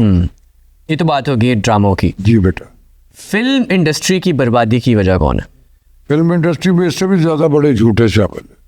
जो मैंने टेलीविजन की बात की है ना, प्राइवेट सेक्टर की फिल्म में, ये कोई सरकारी या कोई फ्लैट तो नहीं बना रहे कि एक आठ के मसाले से आप फिल्म बना लोगे कि एक आठ दी एक बोरी पा के तो आठ रेत दी बोरियां पा के तो बढ़ा दे, कल नो टिक पाए तो टिक जाए, मेरा तो बिक गया। हमारे मुसीबत ये हुई कि जब तक कमिटेड पर्सन जो फिल्म बनाई है, हम दुनिया में डोमिनेट करते थे कि यार क्या थोड़े बजट में हम फिल्म बनाते थे, लेकिन उसमें पॉजिटिव सारी टीम की स्किल होती थी, कन्विंसिंग होती थी, चलती थी, इकोनॉमिकल इंसेंटिव भी बनता था। एक एक फिल्म से बारी स्टूडियो बन गया, एक एक फिल्म से फलां बन गया। तो इट मीन्स के जब असली वाले काम हुए तो उसके आफ्टर इफेक्ट भी हमने गिमिक्स बेचना शुरू कर दी। और वो लोग आ गए कि यार थोड़े पैसे ला के मैंने ज्यादा किस तरह मिले, एक आध का किसी का दाव लग गया, सारे ही वो सारे उस तरह के ताजर जूते आ गए, यार फिल्म बनाइए। अब वो नॉन प्रोफेशनल लोग और फिर उसमें शौकिया फनकार इकट्ठे हो गए। अरे फिल्म का काम जो आर्टिस्ट जो है, ये काम कोई आसान काम नहीं जिसको बड़ा आसान समझते हो लोग। इसके लिए रब की अता रिक्वायर होती है कॉन्टेंट्स में। वो उसने वो स्टैटिक रखी हुई तो आप उसमें वो करके ऐसी है। अब एक है नहीं, अब एक बंदा ऐसा है जो शौकिया है, जो उसको काम ये आता ही नहीं, अब लेके बनाओ। तो वो अल्टीमेट ये हुआ कि एक आध को तो इंसेंटिव मिल गया, तो यार ये अगली पे जो बुर्ज उल्ट गया तो दौड़ गया। इसी तरह करते करते करते जो असली काम वाले थे उनको आपने अवॉइड किया, वो बेचारे छोड़ छाड़ के मोस्टली तो उनमें अल्लाह भी के पास ही चले गए। ऐसे और जो कॉम्पिटेंट लोग थे उनको आप काम नहीं देते क्योंकि वो पैसे मांगते। मुफ्त भर जो थे वो आए, उन्होंने ही बनाई। और फिर हमारे बेशुमार डायरेक्टर्स ने ठेके पे फिल्में बनानी शुरू कर। अरे यार ये क्रिएटिव एलिमेंट जो है उसमें ठेका कहाँ से आ गया भाई? तुम फ्लैट बना रहे हो जो बना के बेच रहे हो, ये सारी बर्बादियाँ हमारे हाथों से। फिर उसमें यह है कि हमारे टेक्निकल लोग भी उसमें शामिल हो, मजबूरी हो, सर्वाइवल दाल रोटी तो खानी, वो भी करते करते करते फिल्म हो, ड्रामा हो, ये शोबिस जो है, ये सर्वाइवल और इसके आफ्टर इफेक्ट अच्छे तब होते जब आप फैमिलीज आपको उसको दे, तो फैमिली तो चलेगी। हमारा सिनेमा भी है, वो भी स्पेशल उस एलीट क्लास के लिए चला गया जो फिल्म देखने नहीं जाती, स्टाइल के लिए जाती है कि मैं डिफेंस से जा रही तो मेरे फलां महल्ले वाले भी आज जा रहे तो हम भी जाएंगे। स्टोरीज वगैरह लगा सोशल मीडिया पे दिखाना, उसमें बहुत नहीं किया। वो अब 4-4, 5-5 हज़ार की 2,500, 2,000, 3,000 हज़ार की टिकट कौन लेगा? सर ड्रामा एक्टर्स का फिल्म करना, इस पर क्या राय है आपकी? देखो बेटा, फिल्म वाले जो है, हर टेलीविजन आर्टिस्ट जो आके वो फिल्म में सर्वाइव नहीं कर सका। फिल्म जो है वो उसका मोमेंटम टेलीविजन ड्रामे से इंटायरली थोड़ा मुख्तलिफ है। फिल्म में काम करने के लिए एक्टर को फिल्म का जो टेक्निक है, उसकी जो शूट है, वो जो अब तो खैर वो टेक्नोलॉजी आ गई कि आसानी इतनी है कि वो क्लिक पे सारा कुछ, वरना पहले होता था कि जूम लेंस लगेगा, हर मिनट के बाद एक चीज़ उतर रही दूसरी लग रही है। उसके लिए उस आर्टिस्ट को बाखबर होना चाहिए था कि ये मेरा इस वक्त कौन सा लेंस लगा हुआ और इसमें सिर्फ मेरा क्लोज है, तो मुझे अपना पोर्ट्रेट सिर्फ अपने ही शीशे का करना है। मेरा एक्सप्रेशन वो फुल बॉडी एक्सप्रेस कर रहा है और जहाँ रिक्वायर है वहाँ फ्लैट है।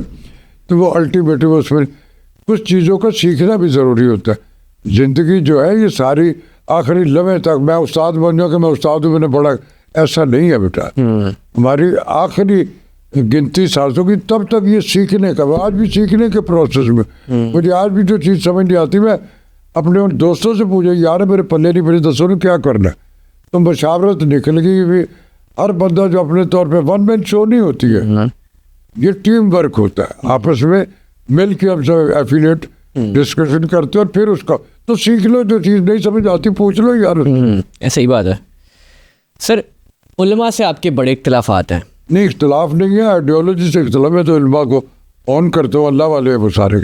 लेकिन अगर कोई उनकी इंटरप्रिटेशन मुझे कन्विंसिंग नहीं है तो मेरा हक भी है, मुस्लिम, मैं भी पढ़ा लिखा हूँ, मैं भी मुसलमान हूँ। लेकिन आपकी एक स्टेटमेंट थी कि आप कह रहे थे कि फ़िरकों में बांट रहे हैं उलमा। देखो बेटा, मेरा दीन जो है ना, रब, कुरान हकीम और नबी सल्लल्लाहु अलैहि वसल्लम, मैं समझता हूँ अगर मैं इन तीनों चीज़ों पे बीइंग मुस्लिम कंप्लीट कंसंट्रेट करूँ, पढ़ूँ उसको, अरबी मुझे नहीं आती तो तर्जुमा तो होता हो ना उसका, वो तो अवेलेबल है, उसको पढ़ूँ मैं सारे, तो मुझे किसी से कुछ उसकी पूछने की ज़रूरत नहीं है। हमारी मुसीबत, हमारे 72-73 फ़िरके हो गए, कहाँ है ये? पहले हजूर के नबी के दौर में तो कोई फ़िरका था ही नहीं। ये सब उसकी आफ्टर इफेक्ट की बात है। असल में वो मुसीबत ये है ना कि बिलीव्स का चक्कर हो गया हुआ। हिंदू जो है वो 2.5 रुपए का भगवान खरीद के लाता कुमार से, और घर आते ही उस पर 2.5 करोड़ मांगना शुरू कर देता है। और वो भगवान भी तो ये सारे रब के नाम है ना, जो मुख्तलिफ इंटरप्रिटेशन लोग है, वो एक ही है रब, ऐसा तो वो उसको वो दे भी देता है।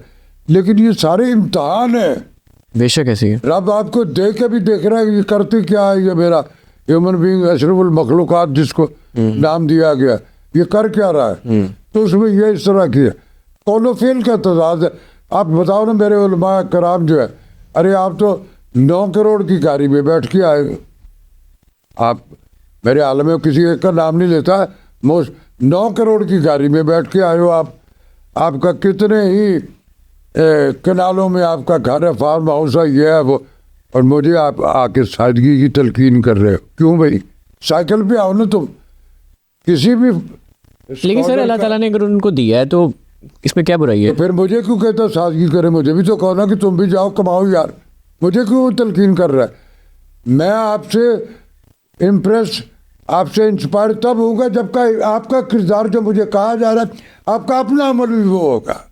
मेरा दीन जो है, मेरे नबी ने 40 बरस, रब ने उनका भी इम्तहान लिया, 40 बरस के बाद नबूवत अता हुई, उनकी उस कंट्रीब्यूशन में, उनकी फिजिकल पार्टिसिपेशन में, तो आप हम उनसे कहीं आगे नहीं। ऐसे कौलो फेल के तजाद है जो मुझे कहा जा रहा है, खुद आपकी ज़ात पे इम्प्लीमेंट्स नहीं। मैं उर्दू बाजार के दानिश्वरों की बातों को नहीं मानता बेटा, उसके लिए दानिश्वर का, सचमुच का दानिश्वर होना ज़रूरी है। बात करूँ आपके साथियों की, बहुत से इस दुनिया से जा चुके हैं। जी बेटे। कवि खान साहब, कैसा वक्त गुजरा, कोई यादगार लम्हा शेयर करें उनके साथ? बेटा कवि खान साहब मेरी सारी ज़िंदगी बड़ी एफिलेशन रही, बड़ी मोहब्बत करते थे मेरे, बहुत सारा काम किया आपने। एक एफिलेशन उनके आखिरी डिपार्चर तक उनसे रही, 17 दिन पहले तक, उनके कनाडा जाने से पहले तक भी मेरी मुलाकात उनसे रही। और मैं कराची में जब भी किसी भी प्रोजेक्ट के लिए, जितना भी मैंने कराची से आपने मेरे चैनलों पे काम देखा, वो वेन्यू जहाँ हम स्टे करते थे, वो क्लिफ्टन में एक गेस्ट हाउस है, उसमें हम रहते। कवि खान साहब ने एक ऑलरेडी वहाँ कमरा खुद ही लिया, वो तो थे कहीं भी है, वो कमरा उन्हीं का था। अच्छा। मेरी पहली शर्त ये होती कि मैं वहाँ रहूँगा, और मैं जितना काम किया मुझे वही स्टे देते हैं, वो सारे वही। तो कवि खान जब लाहौर में रहे, हमारा रेडियो पे भी हमने बेशुमार काम किया, हमने स्टेज पे भी इकट्ठे काम किया, हमने फिल्म में भी बहुत सारा काम किया, और फिर एक ज़िंदगी की फील, और बड़ी एक मोहब्बत और शफकत वाले। मैंने उनके मुँह से कभी किसी के दूसरे की बुराई या कोई तस्करा नहीं सुना। अब बैठते से सिर्फ अपनी बातें करते, बड़े अप्रिशिएट करने वाले थे, बहुत ही मोहब्बतों वाले। उन्होंने जो जितनी फिल्में बनाई, उसमें एक फिल्म उन्होंने बनाई जिसमें तारक अजीज साहब भी थे। अच्छा। उसमें तारक अजीज साहब के 2 रोल थे, एक नेगेटिव था, एक पॉजिटिव था। अब तारक अजीज साहब की आवाज़ जो है, वो तो बच्चा जो पैदा होता है उसको भी सुनाओ तो वो पैदाइश के दूसरे दिन कहेगा ये तारक अजीज बोल रहा, वो तो बेशक ऐसी अंदर शनाख्त थी। तो उसकी डबिंग के लिए मुझे उसके डायरेक्टर कौन करेगा, उसने कहा जी राशिद महमूद करेगा। तो तारक अजीज साहब का वो जो नेगेटिव वाला रोल था उसमें थोड़ा सा उनका विजुअल कुछ जो ही था वो मैंने की थी। तो उसके लिए मुझे बुलाया। इस तरह के और कभी उनके कोई मसाइल होते थे, मुझसे डिस्कस भी करते थे, मुझे मशवरा भी देते थे, और मुझे जो चीज़ें नहीं समझ पूछ भी लेता था उनसे। सारी ज़िंदगी उनसे एफिलिएशन। एक बड़ा मजे का और बड़े दबाव थे, वो दाव देते थे, वो नहीं बॉदर करते कोई नया या पुराना। एक दिन रात के 2:30 बजे मुझे एक फ़ोन आता है, मैंने ये उठाया, हेलो, तो मैं समझ गया कभी खान का। मेरे को हसन क्लैरिन में घबरा गया कि यार इस ऑल टाइम अबे वो तेरा शायद ज़हूर वाला ड्रामा चल रहा था, पता नहीं कौन सा, मुझे उसके टाइटल नहीं याद, मलंगी था या कौन सा, कुछ इस तरह। तो उसमें तूने वो सीन किया, वो एक पैथेटिक है जिसमें एक रोल जो है, जो मुंशी है उस जागीरदार को और उसकी एफिलिएशन में वो कोताहियाँ कर रहा होता कि कल को उसी की बेटी के साथ सारा। तो उस कितार से इसको बस कहने लगा राशिद, मेरे रोंगटे जिंदगी में बहुत कम खड़े, मेरे रोंगटे खड़े, मैं तुझे उसकी दाद के लिए। तो मेरे प्राइड ऑफ परफॉर्मेंस ये है यार। इसी तरह का एक और है, आगा तालिब साहब, वो मेरा शुरू का दौर था जब मेरे पास अभी लीड रोल फिल्म पे नहीं आए थे, गेस्ट वेस्ट में जो आर्ट था उतर मुझे बुला लेते। शिबाब स्टूडियो में एक फिल्म की शूटिंग थी, तो उसमें गेस्ट रोल के लिए वो बुलाया गया था। मेरा सीन था मुस्तफा कुरैशी से, मैंने बहुत सारा काम किया, मेरी बाकायदा उनसे मोहब्बत भी है, दोस्त भी है मेरे, प्यार भी करते हैं मुझे, उनके साथ था मेरा सीन। और ये उस दौर की बात है जब बाबरा शरीफ वगैरह वगैरह ये सारे लोग जो सचमुच के आर्टिस्ट और स्टार थे वो सारे उस फिल्म में वो बैठे हुए थे, और मेरा और मुस्तफा कुरैशी साहब का सीन था, और मेरा एक ही सीन था वो सारे। अब मैं स्टूडेंट भी हूँ उनका, आगा तालिब, मेरे उस्तादों में आगा तालिब साहब और अजमल हसन साहब, ये दो बहुत बड़े नाम है कैरेक्टर रोल। सारी ज़िंदगी मेरी उनसे एफिलिएशन रही और मैंने ज़िंदगी में बहुत कुछ सीखा। लेकिन आगा साहब के मैं बिल्कुल लाडलों की तरह, मैं वाहद आदमी था जो आगा साहब को अपनी बलीला में, मैं बलीला फॉक्सी होती थी, मेरी 18 बरस हो रखी है, अच्छा, मेरी चांद नहीं कटती जी भी मेरा। तो मैं आगा साहब ना तो कभी किसी को इंटरव्यू दिया उन्होंने, ना वो उनको को अपनी मर्जी से ले जा। मैं वाहद आगा जी उठ की तरह मैं उठे लें तो उठ जाता, मैं ले जाता, इस तरह की मेरी उनसे ऐफी। मैं उनके घर में भी जाता और मेरे किए हुए कामों को वो लगातार देख के प्रिव्यू करते थे, और फिर मैं पूछता जी कैसे, और जब वो मुझे अप्रिशिएट करते थे तो मेरा हौसला और मेरा करिश्मा और मेरी ऑक्सीजन इतनी बढ़ जाती थी कि मैं अगले प्रोजेक्ट में एक पर से भी उड़ता हुआ स्क्रीन पे दिखाई देता, इस तरह का। तो क्या बात मैंने शुरू की आगा साहब के हवाले से। हाँ, तो उस शूटिंग में जब मैं सीन करके आया ना, तो मेरे बड़े बैठे में देख रहे हैं कितने किस्म ना हो। मैं आया तो मेरे दिल में था कि यार पता नहीं इनको कैसा लगा। यूँ जब मैं आके नज़दीक आए तो आगा साहब अपने जिस कुर्सी उस पर बैठे हुए थे उससे उठे, और अब वो बड़े से जब वो उठते थे तो बाकी भी लोग अदब में खड़े हो जाते। शबाब स्टूडियो की हवेली के अंदर था वो सीट, वही उठ के खड़े। अरे मैंने कहा अल्लाह सैर करना, आगा जी आज खड़े हो गए तो देखो क्या मेरे साथ होने वाला।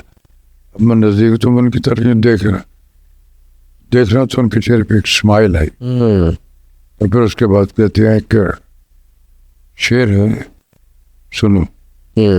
तो मैं पता नहीं कौन सा क्या शेर हो। तो कहते हैं कि हमें खबर है, हम है चरागे आखिर शब, हमारे बाद अंधेरा नहीं उजाला है। वाह, अरे मेरी ऑक्सीजन मेरे कई दब गए, मेरे अंदर यूँ हो गए। तो इस तरह की चीज़ें जो है खान साहब जो थे, अजमल खान साहब, वो एक टाइम आया जब हमारी फिल्म इंडस्ट्री में काम वाम के कुछ शक्लें इस तरह, तो रेडियो पे भी आया करते थे। रेडियो पे वो जो हमारे पंजाबी का होता है जमहूरी आवाज़, बाद में देहाती भाइयों का, फिर मुख्तलिफ उसके टाइटल हेडिंग चेंज होती रही, लेकिन प्रोग्राम वो उसमें भी आया कर। तो मेरी उनसे भी बड़ी ज़िंदगी में दोस्ती रही।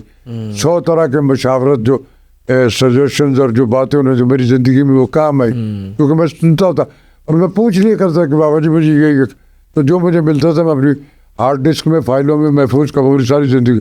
तो इस तरह के प्रोसेस गुजरते हुए, और फिर बेटा हमारी ये होता है सारी ज़िंदगी दूसरों पर नज़र रखे। ये क्या कर रहा है, ये क्या कर, मुझे अपने गिरेबान में झांकना, मुझे क्या कर रहा है। खुद एहतसाबी जो है ना, वो अच्छी बात। वो इर्तिका का सबसे बड़ा जेस्ट, मैंने उस पर अमल किया था। सर हमारे थिएटर आर्टिस्ट आखिरी लम्हात में या जब वो इस दुनिया से जाते हैं देखते हैं कि उनके फाइनेंशियल हालात बहुत ख़राब होते हैं, इसकी बुनियादी वजह क्या है? मतलब सारी उम्र वो जो कमाते हैं वो कहाँ जाता है? देखो बेटा, हमारे स्टेज के जो लोग हैं, अब इनकी आमदन है लाखों रुपए। बिल्कुल ऐसी है। हमने जितना काम किया तब तो टीवी के पास पैसे नहीं, तो पैसे तो आप भी नहीं, आज भी नहीं होते टीवी के पास, हमारे जैसों के लिए नहीं होते, उनके अपने एफिलेटेड घुसपैठियों के लिए होते हैं। उनकी तनख्वाहें किसी 60 लाख है, किसी की 25 लाख, जिनको होता है। ये है मुसीबत, ये होता हर दौर में होता है। बिल्कुल ऐसी है। मुसीबत ये होती है कि जब आर्टिस्टों को फेम मिलती है तो क्या हो, जब उसको मिल गया अरूज और जवाल, ये दोनों साथ साथ हैं। आपको अल्लाह ने एक शनाख्त दी और उस घर में रहते हुए आपको शनाख्त मिली जिसमें आपके बीवी बच्चे पूरे, हम उनको उनकी ज़िंदगी की एनवायरनमेंट से वो दे ही नहीं सकते थे, क्योंकि हम प्रोसेस में होते हैं स्ट्रगल के, जो एक थोड़ा सा होता है। जिनकी दुआओं से रब हमें कामयाबी अता करता है, जब वो कामयाबी मुझे मिली तो सबसे पहले मैंने उसको छोड़ा और एक शादी टिका ली, फिर उसके बाद दूसरी टिका ली, फिर तीसरी। अबे हुकूमतों ने कोई ये ठेका ले रखा कि आपकी 4-4 शादियों पे वो आपको इंसेंटिव दे, 36 बच्चे पैदा कर दिए, ये हुकूमतों की जिम्मेदारी है। और जो करोड़ों आपको मिले, जब मैंने 4 खांचे खोल के रख लिए तो मेरे खर्चे, और वो भी तो शराबें भी पिए, नशे भी करते हो, जुए भी खेलते हो, याशियाँ भी, तो वो सारे के सारे जो पैसे थे, तो अबे यार करोड़ कमाई है तो उसमें को 20 लाख बचा कर भी कहीं बुरे वक्त के लिए वो नहीं रखते वो सारा को। तो फिर दोस्त जमाल साहब कहाँ हैं आजकल? फिर दोस्त जमाल को थोड़ी सी उसकी तबीयत भी खराब थी, लेकिन उनके हवाले से खबरें आई थी कि उनको बेटों ने बस हाँ है ना ये कॉन्फ्लिक्ट। अब मैं उस पर बात नहीं करना चाहूँगा, मेरा सारी ज़िंदगी का साथी। पिछले दिनों मेरी उससे मुलाकात हुई, कुछ दिन पहले ही उसका थोड़ा सा इलाज हो रहा है, कुछ तबीयत उसकी जो थी वो ख़राब थी, लेकिन इंशाल्लाह विद इन ए वीक और 2 उसकी वो ट्रीटमेंट कंप्लीट हो जाएगी तो बेहतर हो जाएगा। तो होता है बेटा, बस जब आपके कहीं भी होता है औलाद जो उसके लिए सारा कुछ कर रहे थे, लेकिन सारा कुछ देखो, बाप जो है ना, हमारे दीन कहता है कि आपके अम्मा बाबा आपको अनड्यू भी कभी कुछ कह दे तो आप उनको किसी तरह के कॉन्फ्लिक्ट में उन पे जबर यार वो वाली बात नहीं कर। तो उनके बेटों ने अगर ये किया और ये जो वो कह रहे ये सच है, तो फिर अल्लाह भी उनका भी करे। और लेकिन मैं समझता हूँ कि फिरदौस के ये उनको ये सारा कुछ है, मैं इस पर कोई बहस करना नहीं चाहूँगा। बच्चे जो होते हैं उनको अपने कम से कम उनका बाप है, उनका एहतराम, वो बहुत बड़ा आदमी है, तो उनको अगर कहीं थोड़ा देखे को कोताही हो भी गई हुई उसको, तो यार वो बड़ा तुम्हारा भूल जाओ उसको। बिल्कुल ऐसे, फैमिली अपने बाप की, तुम्हारा बाप वही है, बिल्कुल ऐसी है सर। उससे डिनाई कर लो कि भाभी हमारी बहुत अच्छी है, उनके बच्चे भी बहुत अच्छे हैं, मेरे बड़े लाडलों में हैं उनके। लेकिन अभी वो बेटों के साथ रह रहे हैं? नहीं, ठीक है। वो अब अकेले अपने भाई के पास गए, अब अपने भाई के पास भी नहीं है, अब वो सेपरेट अकेले। कुछ तबीयत उनकी ख़राब थी, उनकी थोड़ी सी इलाज विलाज भी हो गया। और ये जो हमारी हुकूमतें हैं, अल्लाह इनका भला करे, ये इस शक्ल में अब उनका कंपनसेट भी कर रही है और साथ दे रही है उनका। हाँ, हो रही है, उनका एक फीड भी करती है इकनॉमिकली भी। सर आपकी एक स्टेटमेंट है कि पीटीवी में काम नहीं करूँगा, जहाँ से आपकी शनाख्त हुई और आपकी फिर ये स्टेटमेंट, इस बारे में थोड़ा बताएं। ऐसा देखो बेटा, मैं फैक्ट्स बिलीवर हूँ, मेरे बिलीव बड़े पक्के हैं बीइंग कलमा को। मुझे रिस्क कभी वो नहीं हुई कि मैं रात को मेरा खाना होगा नहीं। मेरे रब का वादा मुझसे, उसने मुझे कभी भूखा नहीं सुना। सारी ज़िंदगी टेलीविज़न पे हमने कहा, हमारी शनाख्त जो है वो टेलीविज़न से हुई, फिर उसके बाद तो चैनलों की बरबार तो मुशर्रफ साहब के दौर में आई। बेशक ऐसे है। और उसके बाद फिर मैंने कोई ऐसा चैनल ही जिस पर मैंने काम नहीं किया, सबके साथ किया। हुआ ये है कि पाकिस्तान टेलीविज़न जो है वो मुख्तलिफ अदवार में जब हुकूमतें चेंज होती हैं तो वहाँ के मैनर्स और वहाँ का सिनेरियो भी चेंज हो जाता है। ठीक है, it's a part of game, ये होता है, सारी दुनिया में होता है, हमारे मुल्क ही में नहीं है। बिल्कुल। मैं क्योंकि जैसे आपको पता है कि मैं ऑडियोग्राफी में एक शनाख्त मेरी, और वहीं से मेरा सारा सर्वाइवल अल्लाह ने किया। एक दिन मुझे पाकिस्तान टेलीविज़न से काफ़ी गैप के बाद एक टेलीफोन आया, हमारे एक प्रोड्यूसर है, मैं नाम नहीं लूँगा उनके, अब तो बेचारे रिटायर भी हो गए, कि राशिद साहब आपने PTV पे आना। मैं क्या करना, क्या मुहर्रम के दिन थे, कि एक मर्सिया है हमारी हेडक्वार्टर से हमें आके, यार अब की बार पिछले भी कुछ मुख्तलिफ लोगों ने वो मर्सिया खानी की थी, शुजात हाशमी ने की भी और मेरे कई साथी, तो हमारी उनकी ख्वाहिश है कि अब की बार राशिद महमूद साहब को बुलाओ। मैंने कहा ओके। मुझे भी अच्छा लगा कि चलो यार एक स्पिरिचुअल सा इवेंट है, मैं उसमें जाऊंगा। मैं गया। मैंने बेटा पाकिस्तान टेलीविज़न पे जो ड्रामा किया है या शोज़ में मुझे बुलाते हैं, तो वो तो एक मेरी जॉब का हिस्सा है ना, उसके मैं पैसे लेता हूँ। वो जो भी उनका होता था स्केड्यूल या जिस हिसाब से, मैंने कभी उस पर बॉदर नहीं किया। हालांकि वहाँ अपनी मर्जी से जिसको जी चाहे वो 10 लाख दे देते, और जिसको जी चाहे 10,000 देते हुए भी जान निकलती है उनकी। लेकिन ये होता है। किया, मैं चले गया, मर्सिया रिकॉर्ड किया उनका, पूरा दिल लगा के किया। अब वो मीर अनीस के कलाम को पढ़ना, वेरिएट करना मर्सिये में, ये कोई आम बात नहीं, हर बंदे का काम नहीं है। उसके लिए लफ्ज़ों की हुर्मत से आशनाई रिक्वायर है, और फिर आपके पास वो स्किल रब ने अता कर रखी हो तो आप पोर्ट्रे करते हो ना। मैंने किया, बहुत उम्दा प्रोड्यूसर ने उसको रिकॉर्ड भी किया, इसमें कोई शक व शुबा नहीं है। मुहर्रम की 9वीं और 10वीं तारीख को वो मर्सिया जो है एक बार नहीं बेशुमार बार रिपीट हुआ, बहुत उसकी पजीराई भी हुई। ओके, मेरे भी दिल में खुश था कि अल्लाह का शुक्र है यार, मेरी ये हाज़िरी जो है ये कबूल हुई, और इसको लोगों को ये अच्छा लगा और ये सुना गया। अब उसके 4-5 दिन के बाद एक वो लिफाफा आया, को मैं तो था नहीं अपने ऑफिस में, मेरा ऑफिस हुआ करता था ये मैकलोर रोड, एबट रोड, वो दुनिया चैनल और पिछले वाली सड़क के शुरू में सिनेमा था एक, बिल्कुल मेट्रोपोल। उस मेट्रोपोल बिल्डिंग में मेरा पिछले 38 बरस दफ्तर रहा है। अच्छा, वही मेरा था। और लाहौर में उस जैसा दफ्तर जो है किसी आर्टिस्ट को नसीब भी नहीं होगा जैसे मैंने बनाया था। वाह।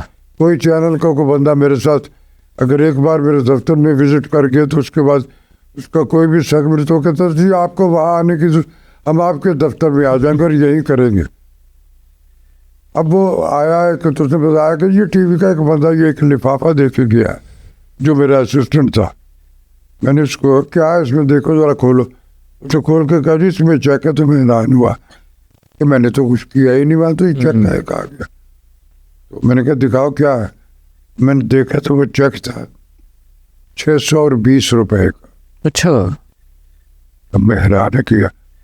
उसने लिफाफा पकड़ा हुआ चेक, उसने देखा, उसने कहा कि जी ये केस में, उसने तो वो कॉन्ट्रैक्ट था, कॉन्ट्रैक्ट जो आप जब काम करते हैं तो एक कॉन्ट्रैक्ट था, वो कभी मुझसे किसी ने साइन नहीं करवाया था, लेकिन तब करा तो मैंने भी बहुत ही नहीं कर दिया। तो पता लगा ये जो मैं मर्सिया पढ़ के आया होगी कि उसकी फीस दी गई मुझे 620 रुपये। मैं प्राइड ऑफ परफॉर्मेंस हूँ, और प्राइड ऑफ परफॉर्मेंस जितने भी होते हैं जब हम टीवी पे जाते हैं तो हमारी एक रकम है जो एक्सक्लूसिव और प्राइड ऑफ परफॉर्मेंस को ऐड करके उस फीस में दी जाती है जो उनकी है। मैंने देखा मुझे आग लग गई, ये क्या किया इन्होंने। मेरे पास और तो कोई जरिया था नहीं कि मैं कैसे एहतजाज करूँ। मैंने एक क्लिप बनाया और जुलूस निकाल दिया उसमें। ये बकिया जो वहाँ आते हैं मर्सिया खान या ये सारे पढ़ने वाले, आप उनके 600 रुपये देते। मैं तो प्राइड ऑफ, ये क्या है ये। तो मुझे समझ उधर हमारे यहाँ PTV खराबियाँ ये हुई कि बजट जो एलोकेट करवाता थे वो लोग, उसमें से खांचे ज़्यादा होते थे, उस पर इन्वेस्टमेंट कब होती। तो मैं चूँकि उनको पता था यार ये भला आदमी है तो बोलते ही नहीं, जो भी हो जाता। लेकिन तब की बार एक कैथारसिस इस कदर मेरा मल्टीप्लाई मेरे वजूद में हो गया मैंने सर जरूर आज भी पीटीवी ने आपके पैसे देने हैं, नहीं, मैं अब काम ही नहीं करता तो मुझे पुराने को ही देने हैं, पुराने नहीं, वो जो सारे क्लियर हो गए हैं। जो थे जो उसके उनके होते थे उतने मिले हुए, उसके बाद तो मैंने काम ही नहीं। मैंने जब वो सारा कुछ किया ना तो मैंने कहा कि ये इससे ज़्यादा इंसल्ट मेरी और बिल्कुल। हो नहीं सकती। ये बकिया जो उनको 600 रुपये देते हो आप, मैंने बड़ा भरपूर ऐसा, और मैंने साथ ऐलान कर दिया कि आज के बाद मैंने शनाख्त मेरी पीटीवी से, और मैंने इतना काम किया हुआ इस मुल्क के बड़े बड़े नामवर लोगों की टोटल सब की मिला के गिनती कर लो तो मेरे अकेले की कंट्रीब्यूशन उनसे ज़्यादा। तो आप देखिए तो मैं हर्ट हो गया। मैंने कहा मैं आज के बाद टीवी पे काम नहीं करूँगा। अब ये क्लिप मेरा जो है वो 2-4 घंटों में पूरे मुल्क में 25 करोड़ लोगों में वायरल हो गया, ऐसे ही है। और अजाब और हो गया, और मुझे टेलीफोन आना शुरू हो गए, इंफॉर्मेशन डिवाइस ये क्या है, क्या मैंने बताया कि जी ये, और मैं काम नहीं। तो मुझे इस्लामाबाद से जो उस वक्त डायरेक्टर जनरल उनका फ़ोन आया, उन्होंने भी पूछा कि ये क्या है, तो उन्होंने कहा जी अब इनको समझ आ गई कि ये जुगाड़ है कि जो नहीं मांगता उसको इस तरह कंपनसेट करते, और बकिया फिजिबिलिटी में जो नहीं भी मौजूद थे उनके बढ़ा बढ़ू के खांचा लगाते थे। उनको उन्होंने कहा कि जी ये कोई कुताही हो गई, गलती हो गई इस तरह।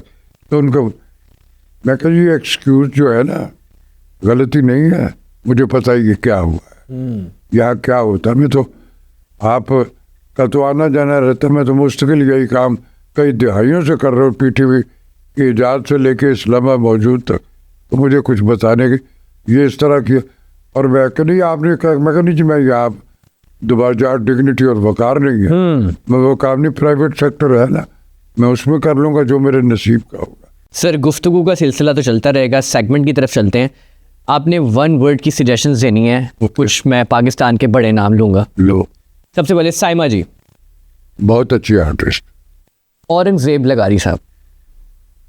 ठीक है, लेकिन मेरे सारी ज़िंदगी के साथियों में लेकिन एक मिनोरिटी वाले हैं, वो उनके वो जो एक वेरिएशन होती है ना, जागीरदार बना दो, वो मनवा लेंगे मैं जागीरदार। ठीक है, फिर दोस्त जमाल साहब। मल्टी डायमेंशनल, बिल्कुल रब की इतनी अता उसके पास कि आपको उसको कोई भी रोल दो वो कर देगा। क्या बात है।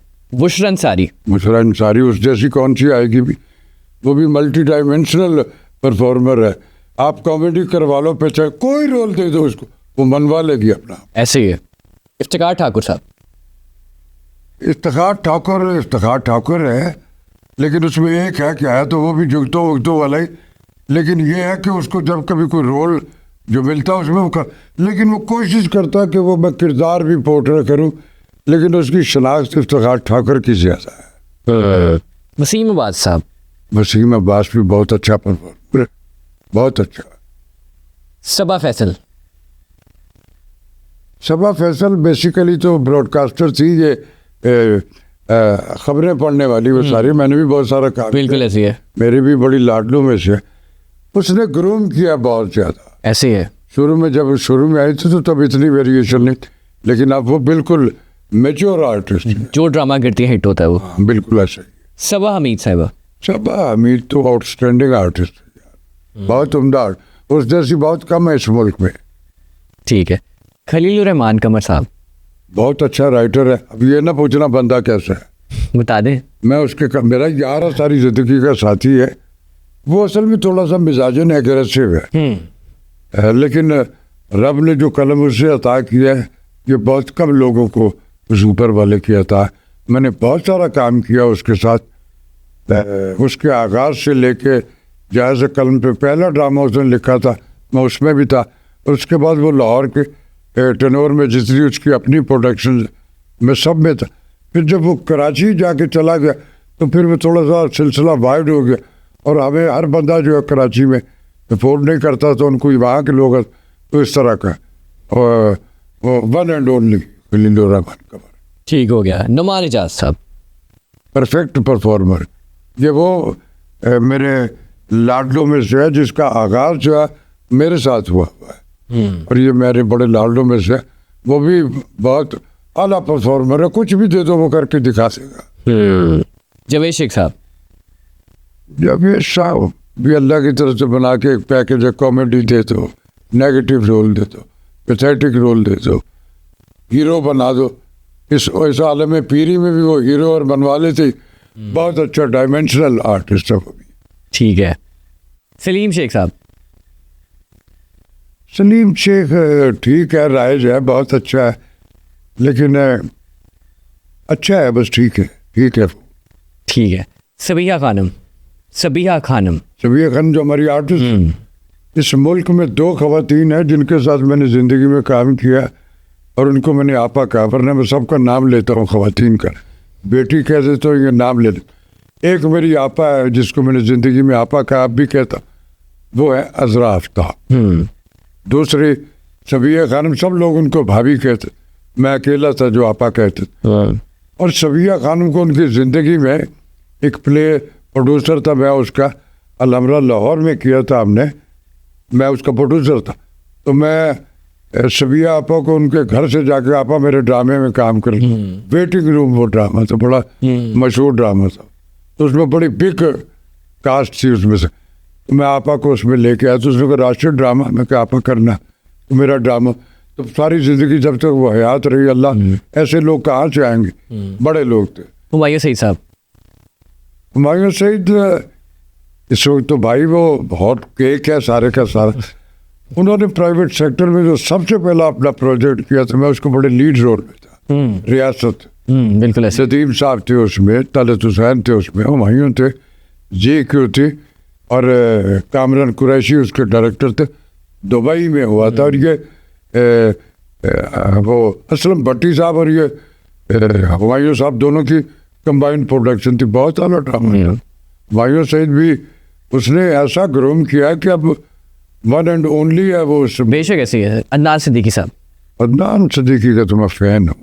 अच्छा। बहुत उम्दा आर्टिस्ट, क्या बात। बहुत मल्टी वेरिएशन उसका। मैंने उसका भी एक सीरियल किया, मैंने घुगी, और मैं समझता हूँ कि आज तक मेरे जो जितने पैसे उसने मुझे उस काम के दिए, तो मुझे किसी ने भी नहीं दिए वो उतने इस तरह का। फैसल कुरैशी साहब। फैसल कुरैशी साहब। फैसल कुरैशी हमारे बच्चों की तरह, लेकिन उसने भी बस बड़ा ग्रूम किया, मेरे हाथों का बच्चा है। अच्छा। समनाबाद में जहाँ रहता हूँ वही था। और फैसल कुरैशी जब पाकिस्तान लाहौर में हुआ करता था, जी जी जी, तो हमने एक सीरियल किया था, उसका पता नहीं मुझे याद नहीं किनका लिखा हुआ था। तो शौकत जैनुल आबिदीन हमारे टीवी के प्रोड्यूसर थे, अल्लाह की रहमत करे उनका। आमीन। ये प्राइवेट सेक्टर का था, तो अशफाक अहमद साहब का लिखा हुआ था, शाला कोट। उसमें वो मेरा बेटा था, तब वो कराची वैसी अल्लाह चक्कर नहीं था, अभी लाहौर में था। तो बहुत अच्छा, उसने भी बहुत ग्रूम किया और बहुत आला काम करता है। ठीक हो गया। सर, इंडस्ट्री में आपने बहुत से लोगों के साथ काम किया, सब आपकी बहुत रिस्पेक्ट भी करते हैं। अल्लाह का शुक्र है। किसके साथ काम करके आपको रिग्रेट हुआ? मेरा बेटा किसी से भी नहीं हुआ। फिर भी मैं जिस काम पे जाता हूँ, देखो हर आर्टिस्ट का, हर फर्द का एक अपना मुकाम होता है। मैं कंपैरिजन नहीं करता हूँ कि फलां क्या है फलां क्या। मैं जहाँ काम पे, मुझे मेरे अपने अंदर ये करिश्मा होता है कि मुझे क्या करना है। तो मैंने सबके साथ काम किया और सब मुझसे मोहब्बत करते हैं। वो आज की यूथ जो है वो भी, क्योंकि मैं उन पे अपनी सीनियरिटी या उसकी डोमिनेशन नहीं करता। मैं उनसे एफिलिएट होके इस तरह के होता है कि सिर्फ मैं अच्छा नहीं दिखूं, हमारा सारा सीन बहुत अच्छा दिखे, तो मैं इस तरह का करता हूँ। तो वो सारे बच्चे जो आज की यूथ के या पुराने, उनको ये कभी फील नहीं होता कि यार ये तो मैं खाने नहीं जाता हूँ, मैं घर से खाना खा के जाता हूँ, मैं वहाँ काम कर कि यार फलाना उन्होंने खा गया। मेरे यहाँ ये करिश्मा नहीं होता। मेरा काम होता कि हमारी टोटल आउटपुट जो है वो बेटर है, लेकिन मेरी अपनी स्किल जो मुझे करना है वो मैं उसमें करता हूँ, लेकिन मैं दूसरों पे कोई डोमिनेशन नहीं ठोसता। सर, आपके बेटे की डेथ हुई कुछ अर्सा पहले, अल्लाह ताला उनकी मगफिरत फरमाए। वो अचानक डेथ यकीनन आपको इमोशनली डैमेज कर गई होगी, इस हवाले से बताएं, और डेथ कैसे हो गई? देखो बेटा, औलाद अपने कांधे पे उठा कर उसे कब्रिस्तान ले गए, इससे बड़ा बोझ दुनिया में किसी फादर के लिए हो सकता नहीं हो सकता। लेकिन बीइंग ए मुस्लिम, मैंने कहना कि मैं फिक्स बिलीवर हूँ।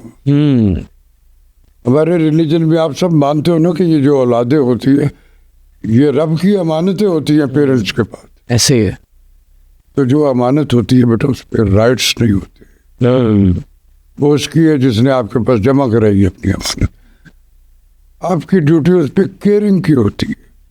मैंने केयरिंग की अपने बच्चों, लेकिन जो आया उसको एक दिन जाना और कब किसको जाना ये किसी को नहीं पता। बेशक ऐसी है। रब ने मेरी अमानत जो है मुझसे वापस, मेरा बड़ा लाइक, मेरे सारे बच्चे बहुत लाइक है, लेकिन इससे मैं चूंकि ज्यादा एफिलिएट थे, दूसरे मेरे बच्चे अपने अपने घरों में चले गए, ये मेरे ही साथ रहता था।